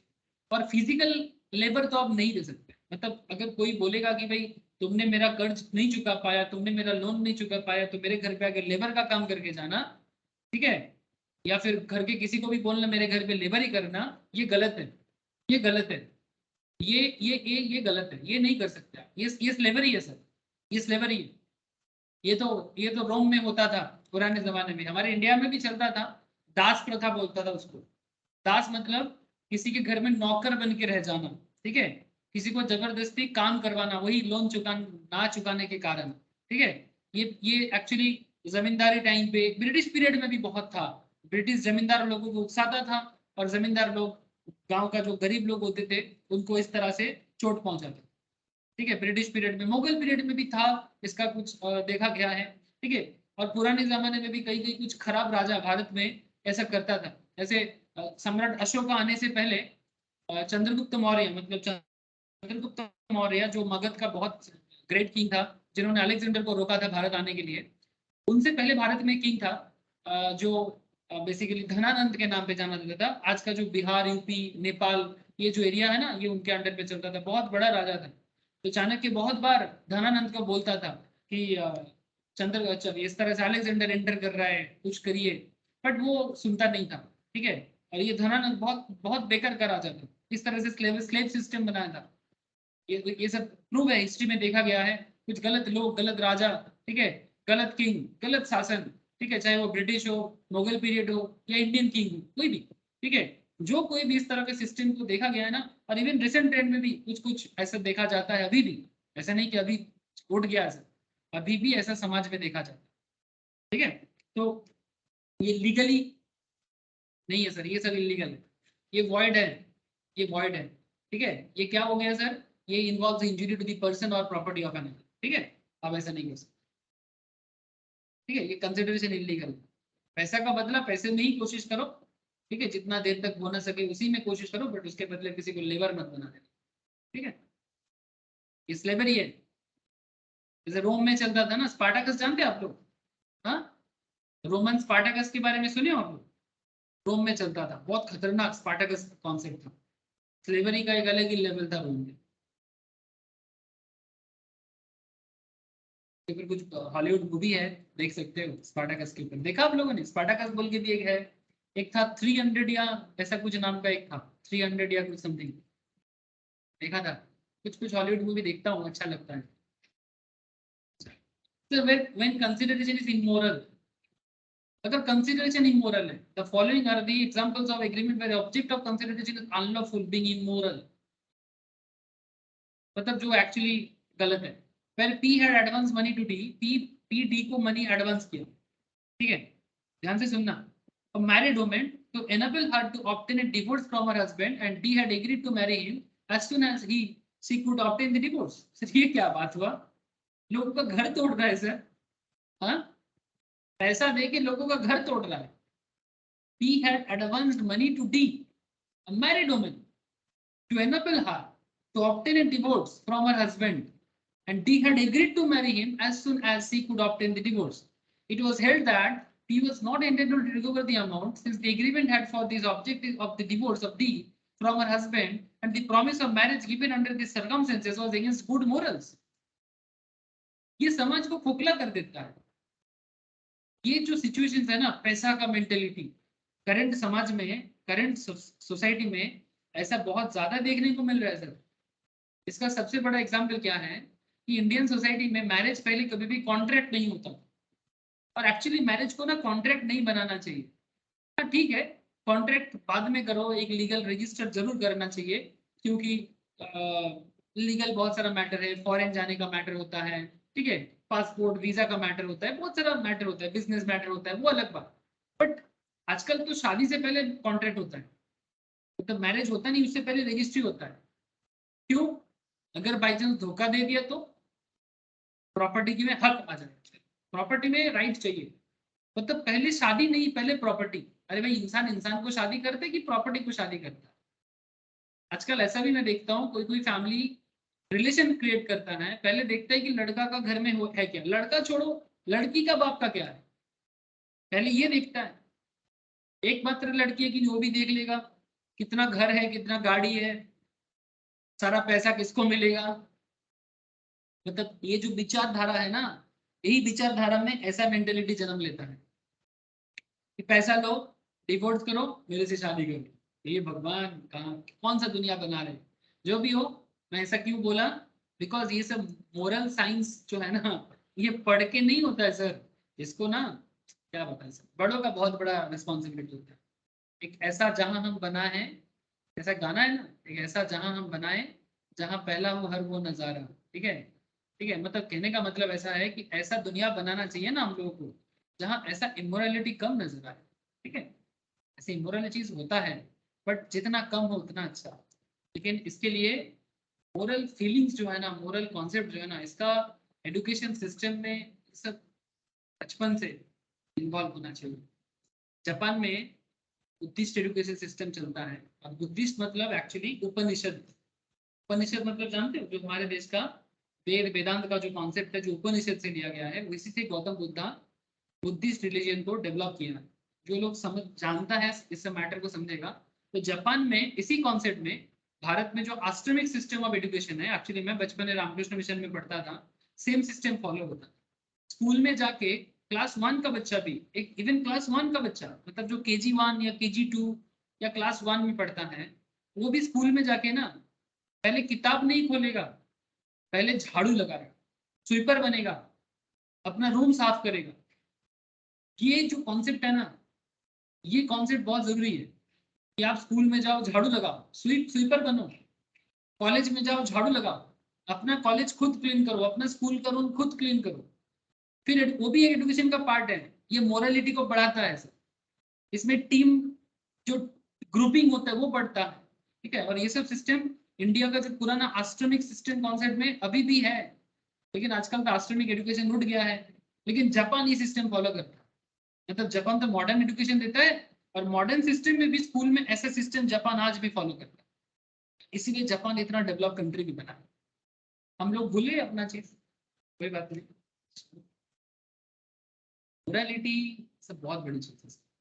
When consideration is opposed to public policy, the expression public policy can be interpreted either in wide or in a narrow sense. The freedom to contract may become illusory unless the scope of public policy is restricted. In the name of public policy, freedom of contract is restricted by law only for the good of humanity, good of the community. In law, public policy covers certain specific topics. For example trading with an enemy, क्या आप कभी भी enemy country के किसी भी इंसान के साथ ट्रेड कर सकते हो? नहीं कर सकते, है ना। अगर इंडिया के साथ चाइना का वार छिड़ता है और आप चाइनीज लोगों से कॉन्ट्रैक्ट करोगे? नहीं कर सकते, ठीक है। स्टिफलिंग प्रोसिक्यूशंस, कोई चोरी करेगा, कोर्ट में केस होगा, और फिर केस उठाने के लिए बोलोगे। चैम्पर्टी एंड मेंटेनेंस, मैं आगे आता हूँ। चैम्पर्टी मेंटेनेंस लीगल है कि इलीगल है मैं समझाता हूँ। It's a very interesting case, champerty and maintenance, ठीक है। इंडिया में चैम्पर्टी मेंटेनेंस कहाँ तक लीगल है मैं आपको समझाता हूँ। Interference with the courts of justice, कोई जस्टिस का कोर्ट्स को बीच में इंटरफेयर करना। मैरिज ब्रोकरेज, शादी का जो ब्रोकरेज होता है ना, जो शादी का दलाली करता है। सर भारत मैट्रिमोनी या मैट्रिमोनियल जो साइट्स होते हैं, ठीक है, बंगाली मैट्रिमोनी, आजकल तो कम्युनिटी वाइज भी मैट्रिमोनी चलता है, Marwari matrimony, Bihari matrimony, Bengali matrimony, overall Bharat matrimony. क्या ये ब्रोकरेज, मैरिज ब्रोकरेज करता है? नहीं सर, ये एक्चुअली मैरिज ब्रोकरेज नहीं करता, ठीक है। ये डेटा प्रोवाइड करता, शादी कराने का पैसा नहीं लेता, ठीक है। शादी कराने का अलग होता है, जो पुराने जमाने में चलता था, जिसको हम लोग बंगाली में बोलते हैं भटकली, ठीक है। जो लोग जानते हो बंगाली टर्म्स जो जानते हो वो शायद समझेगा, ठीक है। इंग्लिश में मैरिज ब्रोकरेज मतलब वो शादी दे देगा, फिर बदले में दोनों तरफ से पैसा खाएगा। बट ये मैट्रिमोनियल साइट्स क्या करता है, आपको डेटाबेस प्रोवाइड, ठीक है, कि भाई हमारे पास इतना लड़का का है, इतना लड़कियों का है, आप यहाँ से चूज करके कांटेक्ट करके बात आगे लेके जा सकते हैं। दोनों पॉइंट डिफरेंट है, ठीक है। Sale of public offices, Taj Mahal बेच देना, विक्टोरिया मेमोरियल बेच देना, है ना। पब्लिक ऑफिस, इंडियन म्यूजियम या नेशनल लाइब्रेरी बेचने का ऑफर करना, ये सब अपोज टू पब्लिक पॉलिसी है। Agreement tending to create interest against duty, agreement tending to create monopolies, ये बहुत इंटरेस्टिंग केस है। मतलब मोनोपोली क्रिएट करना, जानबूझ के ट्रेड में मोनोपोली क्रिएट करना। फिर इसको समझने के लिए ना आगे का कुछ इंपॉर्टेंट पॉइंट पढ़ना पड़ेगा। Agreement oppose to public policy, चलो एक एक करके देखते हैं। हाँ, मतलब कौन सा एग्रीमेंट में पब्लिक पॉलिसी के अगेंस्ट में जाता है, ठीक है। Some of the agreement which are held to be opposed to public policy are a trade with the person being allegiance to a government at war, जिसके साथ गवर्नमेंट वार में है, ऐसे लोगों से आप ट्रेड करोगे। हाँ, trade at war with India without the licence of the government of India is void, अगर ऐसे किसी देश के साथ या इंसान के साथ आप बिजनेस करोगे वो वॉइड है, as the object is opposed to public policy. Here the agreement to trade offends against the public policy by tending to prejudice the interests of the state in times of war. India entered in war-like situation with China. Mr. A from India entered into contract with China for import of toys. ठीक है, आप China से toy खरीदने के लिए बोल रहे हो, परचेज करने के लिए, जहां पर इंडिया ऑलरेडी चाइना के साथ वार के सिचुएशंस में आ चुका है। ऑलरेडी लद्दाख में आप लोग जानते हो क्या सिचुएशंस क्रिएट हुआ था। Such contract is void as China is an alien enemy of India. The contract if made before such war-like situation. The contract if made before such war-like situation may be suspended or dissolved. ऐसा हुआ था sir last year 2020 corona period में ही China हमारे पीछे लगा था। जब पूरा दुनिया कोरोना में झेल रहा था, चाइना इतना बदमाशी किया था, ये मैं नहीं भूलूंगा, मुझे इसलिए इतना डिटेल से बताएं। मैं उस टाइम पे एक लेनोवो का लैपटॉप ले रहा था मैं लेनोवो का लैपटॉप ले भी लिया था, जानते हो लेनोवो चाइनीज ब्रांड है, ठीक है, ऐसे अच्छा ब्रांड है, मैं काफी यूज किया लेनोवो का लैपटॉप। बट लैपटॉप लेने के बाद मुझे पता चला कि इंडिया चाइना का वार होने वाला है, और लद्दाख में ऑलरेडी चाइना के साथ मतलब दोनों तरफ गोला बारूद चालू हो गया था इस सिचुएशंस पे, ठीक है। ये सब एरिया में चल रहा था, चुसूल, ठीक है, लुंगकू, पैंगसोंग, क्या लेक का नाम क्या है, लेक का नाम थोड़ा भूल रहा हूँ, ऐसे सिचुएशन, ठीक है। ये अक्साई चाइना का जो बॉर्डर एरिया है, इस एरिया ये एक्चुअली चाइना के कवर में, ये एक्चुअली इंडिया का है, बट चाइना इसको 1965 में ले लिया और ये और आगे आना चाहता है। ये एक्चुअली भारत का है, बट चाइना इसको हड़प लिया, इसको अक्साई चीन बोलते हैं। ये जवाहरलाल नेहरू थोड़ा बहुत उस टाइम पे संभाल नहीं पाए, तो प्रॉब्लम हो गया, और इस टाइम पे ये चाइना हमारे हाथ से ले लिया सर, क्योंकि उसका ना एक हड़पाने का मतलब इन्वेशन का एक इरादा है चाइना का, ठीक है। तो ये इरादा इसका रहेगा जब तक भारत स्ट्रांगली भारत रुकेगा नहीं ना, तो ये प्रॉब्लम क्रिएट करेगा। जैसे लद्दाख को ले लिया, ठीक है, लद्दाख को ले लिया, अलग अलग कंट्री पे भी उसका चल रहा है जोर। ठीक है, भारत पे जोर नहीं चलेगा चाइना का, करंट इंडिया ऐसा नहीं है। अभी इंडिया पे चाइना थोड़ा चिंता करता है, लेकिन और 30-40 साल बाद मुझे लगता है कि चाइना भारत के साथ बिल्कुल नहीं कर पाएगा, मुश्किल और हो जाएगा, बिल्कुल नहीं, क्योंकि भारत अभी और कोई वीक कंट्री में नहीं गिना जाता। ठीक है, भारत अभी बहुत ही पावरफुल नेशंस के अंदर ही काउंट होता है, इतना आसान नहीं है भारत के साथ पंगा लेना।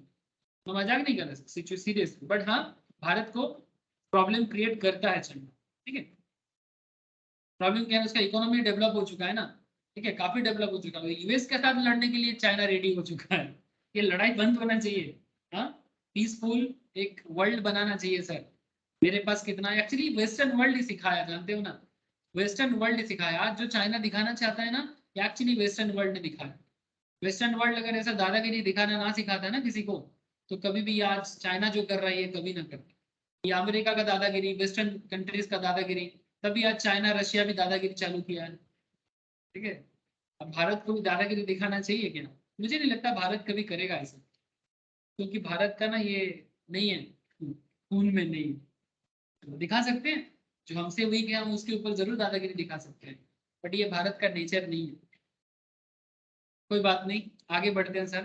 तो कहने का मतलब है कि जब कोई कंट्री के साथ वॉर लाइक सिचुएशंस हो, आपका ट्रेड कैंसिल हो सकता है। Like India felt apps like TikTok, TikTok ban किया था, डेटा चोरी कर रहा था चाइना, इंडिया का पोजीशन ट्रैक कर रहा था। आपको पता है चाइना का क्या अटेम्प्ट है? आप एक एक अटेम्प्ट सोचोगे ना, पागल हो जाओगे। आप लोगों को जानना चाहिए।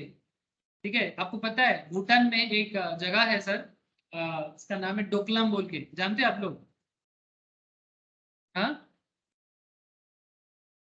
Doklam Doklam Doklam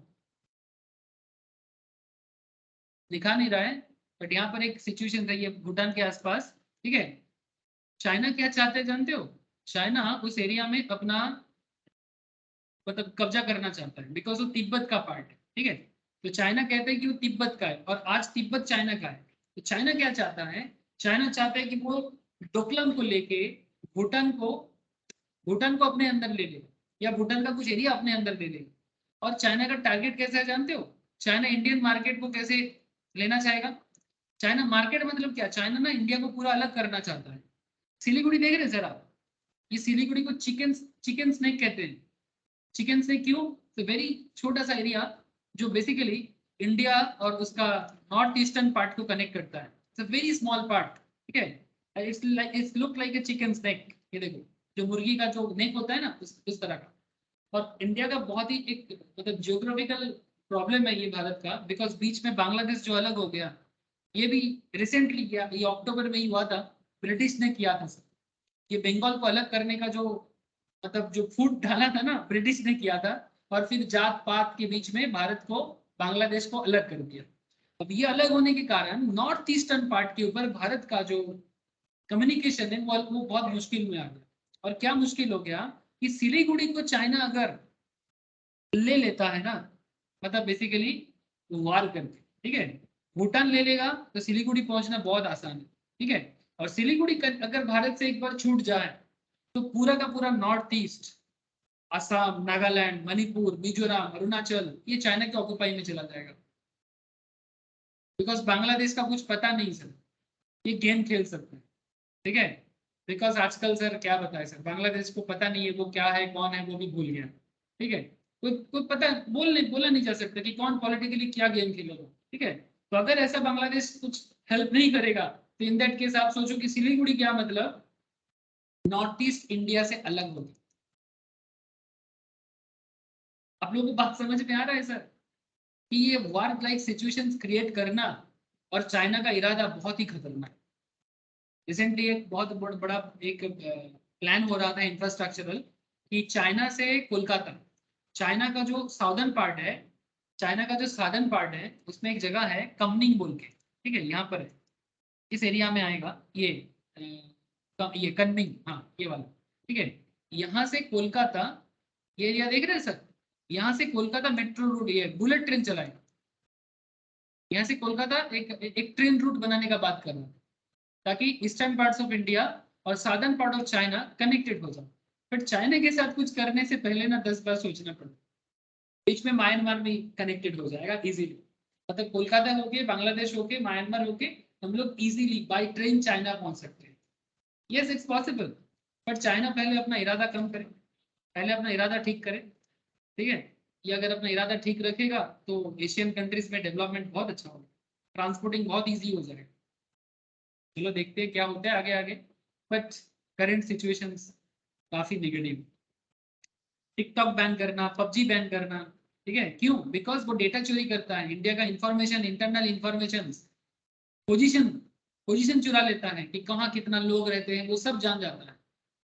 Then such apps were banned and any contract with them were dissolved. इसीलिए मैंने आपको बोला कि क्यों किया था, क्योंकि इससे क्या करते हैं, वो पब्लिक का पोजीशन जान लेता है, इंडिया का इंफॉर्मेशन ले लेता है, किस एरिया में कितना लोग रहते हैं, कौन है, क्या क्या करता है, सब जान लेते हैं। रिसेंटली ओप्पो वीवो के साथ भी ऐसा हुआ है। ओप्पो वीवो का कश्मीर का जो ऑफिस है वहां पर ये हुआ है। कश्मीर को मैनिपुलेट करके पाकिस्तान के साथ आतंकवादी का कुछ प्लानिंग करने का कुछ ऐसा मतलब रॉ का एक चल रहा है सर। ये रिसेंट डेवलपमेंट है। मतलब क्या बताऊं आपको, चाइना बहुत खतरनाक है, ठीक है। ये छुपा रुस्तम है, अंदर अंदर ये बहुत खतरनाक खेल खेलता है। जो भी हो, आई होप यू अंडरस्टैंड कि अगर आप एनिमी के साथ ट्रेड करने का सोचते हो तो अपोज टू पब्लिक पॉलिसी क्यों है, ठीक है, क्यों है। तो स्टिबलिंग प्रोसिक्यूशन का ऑलरेडी मैं एक्सप्लेन कर चुका हूं आपको, ठीक है। मतलब आप किसी को कोई चोरी किया है उसके अगेंस्ट में केस बना है, कोई खून किया उसके अगेंस्ट में केस बना है, और आप उस केस को विथड्रॉल करने के लिए कोई एग्रीमेंट करते हो, इसको इलीगल कहा जाता है, और ये स्टिबलिंग प्रोसिक्यूशन का कॉन्सेप्ट है। There is a very interesting and important point, maintenance and champerty, ठीक है। सर क्या होता है मेंटेनेंस एंड चैम्पर्टी? सुन लो सर, बहुत इंटरेस्टिंग और इंपॉर्टेंट एक पॉइंट है। अच्छा मैं बहुत देर से बहुत सारा बात कर रहा हूँ सर, समझ में आ रहा है आपको? Please tell me sir, understand हो रहा है कि नहीं? Hello yes sir, maintenance and champerty क्या होता है? सुनो, मेंटेनेंस का मतलब होता है कि आपका केस नहीं है, किसी और का केस है, लेकिन आपके पास पैसा है, ठीक है। तो किसी कोई गरीब बंदा है, उसका कोई केस है, वो लड़ नहीं सकता, लेकिन आपके पास पैसा है, आप उसके बिहाफ में केस लड़ सकते हो, लेकिन बदले में आप कुछ परसेंटेज उनसे ले लो।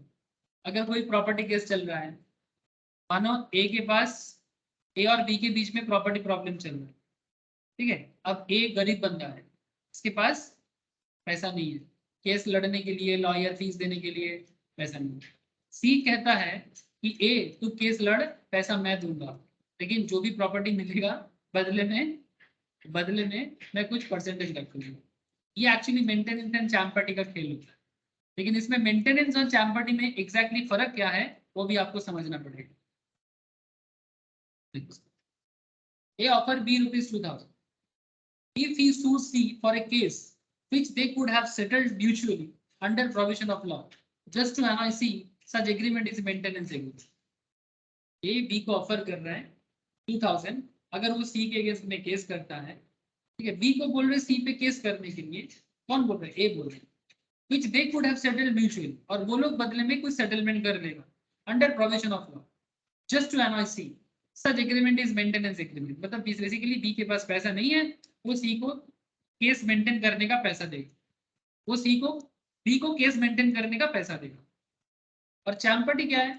Champerty is an agreement which a person agrees to assist another in litigation in exchange of a promise to hand over a portion of the proceeds of the action. मतलब इसमें वो एक्चुअली भाग ले, मतलब उस particular case में जो भी केस सॉल्व करने के बाद अगर विन होता है तो कुछ पैसा या प्रॉपर्टी का मैटर है, तो उस प्रॉपर्टी में या जो भी उसमें वैल्यूएशन आएगा उसमें वो भाग ले। A agrees to pay expense to B, A B को बोल रहे कि मैं खर्चा उठाऊंगा, तुम सी को केस अगेंस्ट में केस करो, एंड बी एग्रीज टू पे, बी बदले में क्या बोल रहा है? ए को पे half of the amount received from result of such suit. मानो कि केस जो बना है डी और सी के बीच में, इसमें मानो कुछ 50 लाख का डिस्प्यूट है वैल्यू की। अगर जीतता है बी, अगर केस जीतेगा तो 50 लाख मिलेगा। ए कहता है तुम केस करो, केस का खर्चा मैं चलाऊंगा, लेकिन जब केस तुम जीतोगे 25 लाख मेरा हो गया।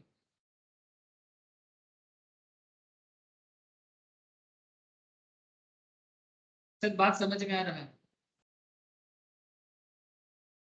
तो कहते हैं चैम्पर्टी। हेलो सर बोलो, समझ में आ रहा है यस और नो?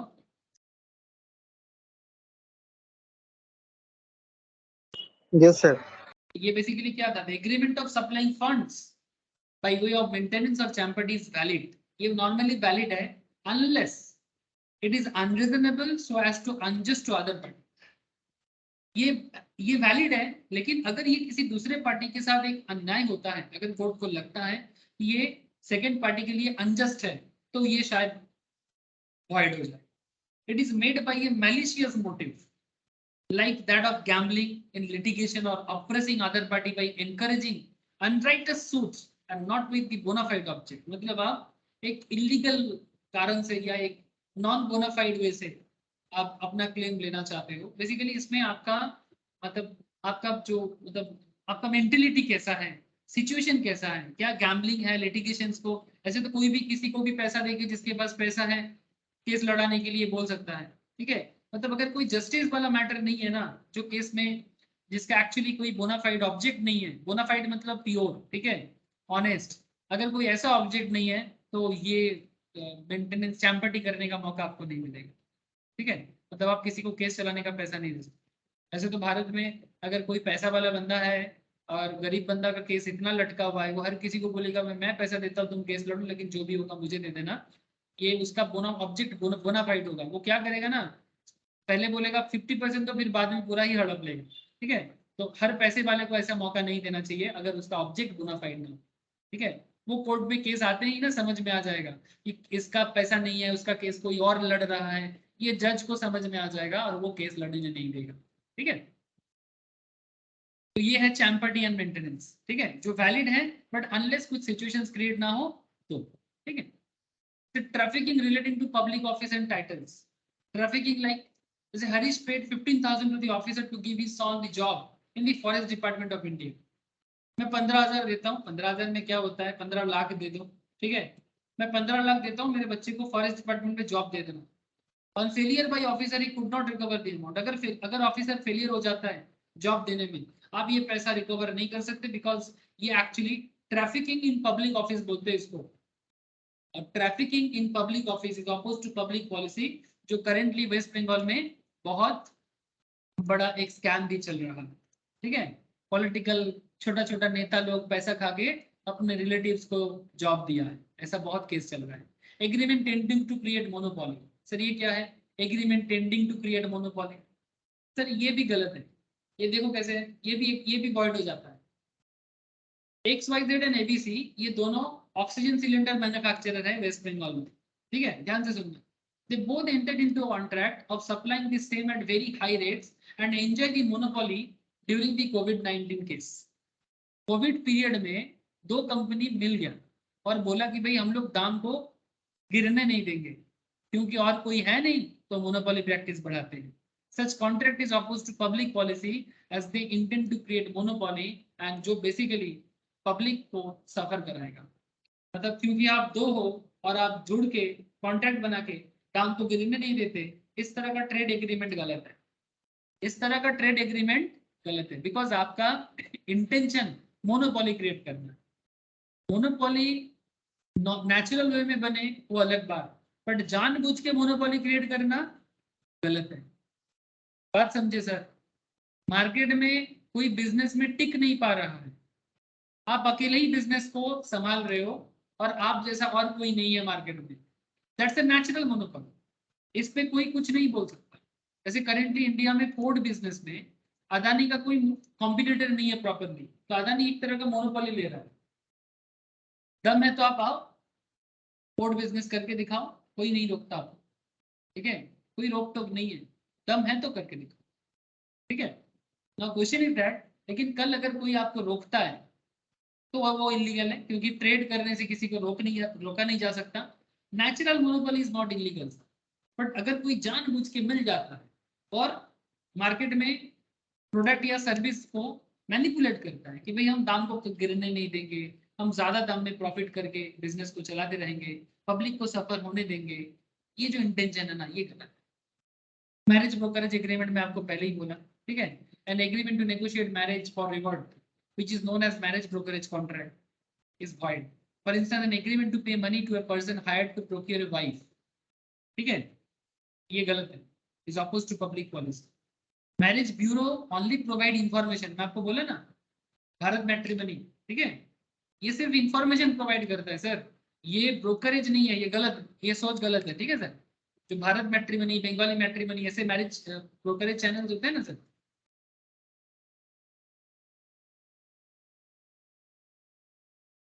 ये जो कंपनीज है, ये जस्ट सर्विस प्रोवाइड करते हैं, डेटाबेस प्रोवाइड करते हैं, ये मैरिज ब्रोकरेज नहीं है। ये देखो सर, आप यहाँ पे देखो, सर्च करो तो मुस्लिम, क्रिश्चियन, बुद्धिस्ट, हिंदू, ठीक है, इंटर रिलीजियन, ठीक है, हर तरह का इनके पास डेटाबेस होता है, ठीक है। अब हर कोई तो लव मैरिज नहीं करता है ना सर, तो लोगों को आजकल डेटाबेस चाहिए, ठीक है, और ये डेटाबेस इनके पास से मिलता है, ठीक है। तो ये डेटाबेस देने का, इसको मैरिज ब्यूरो भी बोल सकते हो आप, ये मैरिज ब्यूरो है, only provide information and does not negotiate marriage for reward, therefore it is not covered under this. तब ये क्यों बोल दिया गया, बिकॉज लोगों को लगता है कि आजकल जो मैरिज साइट है तब फिर वो लीगल है, हाँ वो लीगल है, बिकॉज वो मैरिज ब्रोकरेज कॉन्ट्रैक्ट नहीं करता है सर, ठीक है, बीबी लाने का पैसा नहीं मिलता उनको, ठीक है, वाइफ प्रोक्योर करने का, हायर के, वो वाइफ कोई वस्तु नहीं है, इट्स नॉट एन ऑब्जेक्ट कि आप उसको प्रोक्योर करोगे, हायर करोगे, है ना। तो ये सब कॉन्सेप्ट के साथ नहीं है, ठीक है sir. Interference with the course of justice, न्याय के बीच में आना, जस्टिस के बीच में आना, मतलब आप जस्टिस देने में डिले करते हो, ठीक है। An agreement is object is to induce in a judicial officer of the state to act partially or corruptly is void as it is opposed to public policy. So also is an agreement by A to reward B, who is intended witness in a suit against A is consideration of B is abstaining from himself from trial. For the same reason, an agreement which contemplates the use of underhand means to influence legislation is void. मतलब आप law को manipulate नहीं कर सकते, justice के बीच में नहीं आ सकते, ठीक है। ये सब सिचुएशंस आपको मैंने पहले भी बोला, ये सब थोड़ा डिटेल्स में बाद में बोला है। void agreements, expressly declared void agreements, इसके बारे में मैं नेक्स्ट क्लास में एक बार आपको बता दूंगा सेक्शन वाइज, ऐसे आपके पास नोट्स है ना, आप एक बार गो थ्रू करोगे ना, आपको समझ में आ जाएगा। मतलब कुछ एग्रीमेंट ना पहले से ही डिक्लेयर्ड है कि ये void है, जैसे मेड बाय इनकॉम्पिटेंट पार्टीज, मतलब जिसका एज नहीं हुआ है, जो 18 के नीचे है, जो पागल है, जो अनसाउंड है, वो इनकॉम्पिटेंट पार्टी के बीच में कॉन्ट्रैक्ट पहले से ही void होता है। रिस्ट्रेंट ऑफ मैरिज, किसी को शादी करने से रोकना, अगर आप बालिग हो, बालिग मतलब if you are in 18 plus और 21 प्लस, अगर आपका शादी का एज हुआ है, अगर आप शादी करना चाहते हो अपने मर्जी से, कोई आपको रोक नहीं सकता, तो शादी से रोकना इलीगल है, section 26। Agreement made under bilateral mistake of fact, section 20। Agreement in restraint of trade, अगर आप कोई बिजनेस करना चाहते हो, कोई फैक्ट्री लगाना चाहते हो, जो ऑब्जेक्ट भी लीगल है, कॉन्सिडरेशन भी लीगल है, तो आपको कोई बिजनेस करने से किसी का माई का लाल नहीं रोक सकता। अगर कोई रोके तो उनके अगेंस्ट में लड़ लेना, डरना नहीं, ठीक है। पॉलिटिकल लोग थोड़ा प्रॉब्लम करता है, पॉलिटिकल लोग मतलब पॉलिटिकल दादा लोग, पाड़ा में फैक्ट्री बनाया चांदा दो, फैक्ट्री बनाया हमें जॉब दो, वो नहीं बोल सकते, ठीक है। Agreement the consideration or object of which is unlawful, agreement in distant of legal proceedings, ठीक है, किसी लीगल प्रोसीडिंग को रोकना, सेक्शन 28 गलत है। Agreement the consideration or object which is unlawful in parts, अगर कोई भी पर्टिकुलर एग्रीमेंट या कंसिडरेशन, मतलब किसी का आधा पार्ट भी, अगर आधा हिस्सा भी अनलॉफुल है, पूरा का पूरा वाइड हो जाता है। Agreement of meaning of which is uncertain, अगर कोई पर्टिकुलर और धंधा के बीच में कोई एग्रीमेंट बन रहा है और जिसका मतलब अनसर्टेन है, अनसर्टेन मतलब क्लियर कट नहीं है, वो भी स्टार्टिंग से ही वाइड माना जाता है, section 29। So very important points है, वाइड एग्रीमेंट जो स्टार्टिंग से ही void, expressly declared void agreements, agreement made without consideration, no consideration no contract, except exception कुछ है। वेजरिंग एग्रीमेंट, वेजरिंग क्या होता है जानते हो सर?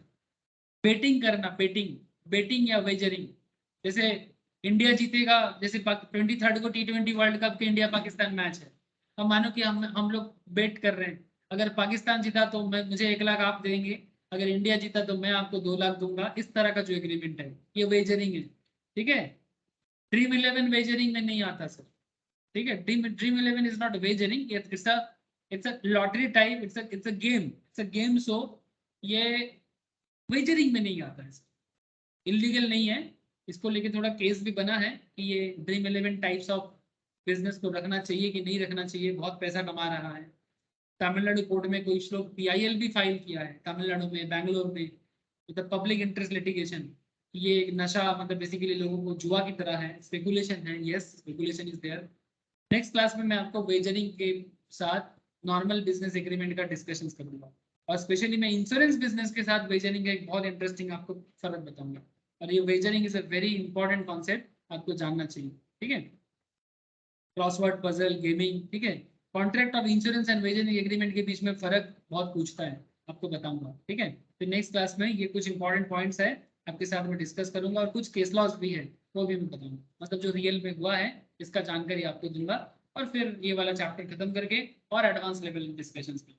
ठीक है साहब, ऑलमोस्ट ये चैप्टर हो ही गया, कुछ बचा कुचा पॉइंट है नेक्स्ट क्लास में बता के फिर फ्रेश टॉपिक में बात करें।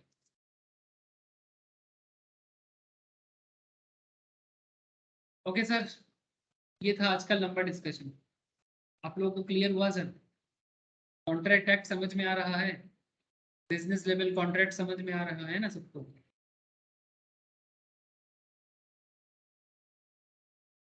Hello, yes sir. ठीक है हाँ फिर। सर। ओके सर, आज इतना ही है, टाटा, good night. Thank you sir. Okay sir, bye thank you sir. Sir. Okay sir, टाटा, bye. Bye sir. Bye sir. राखी सर। Okay sir.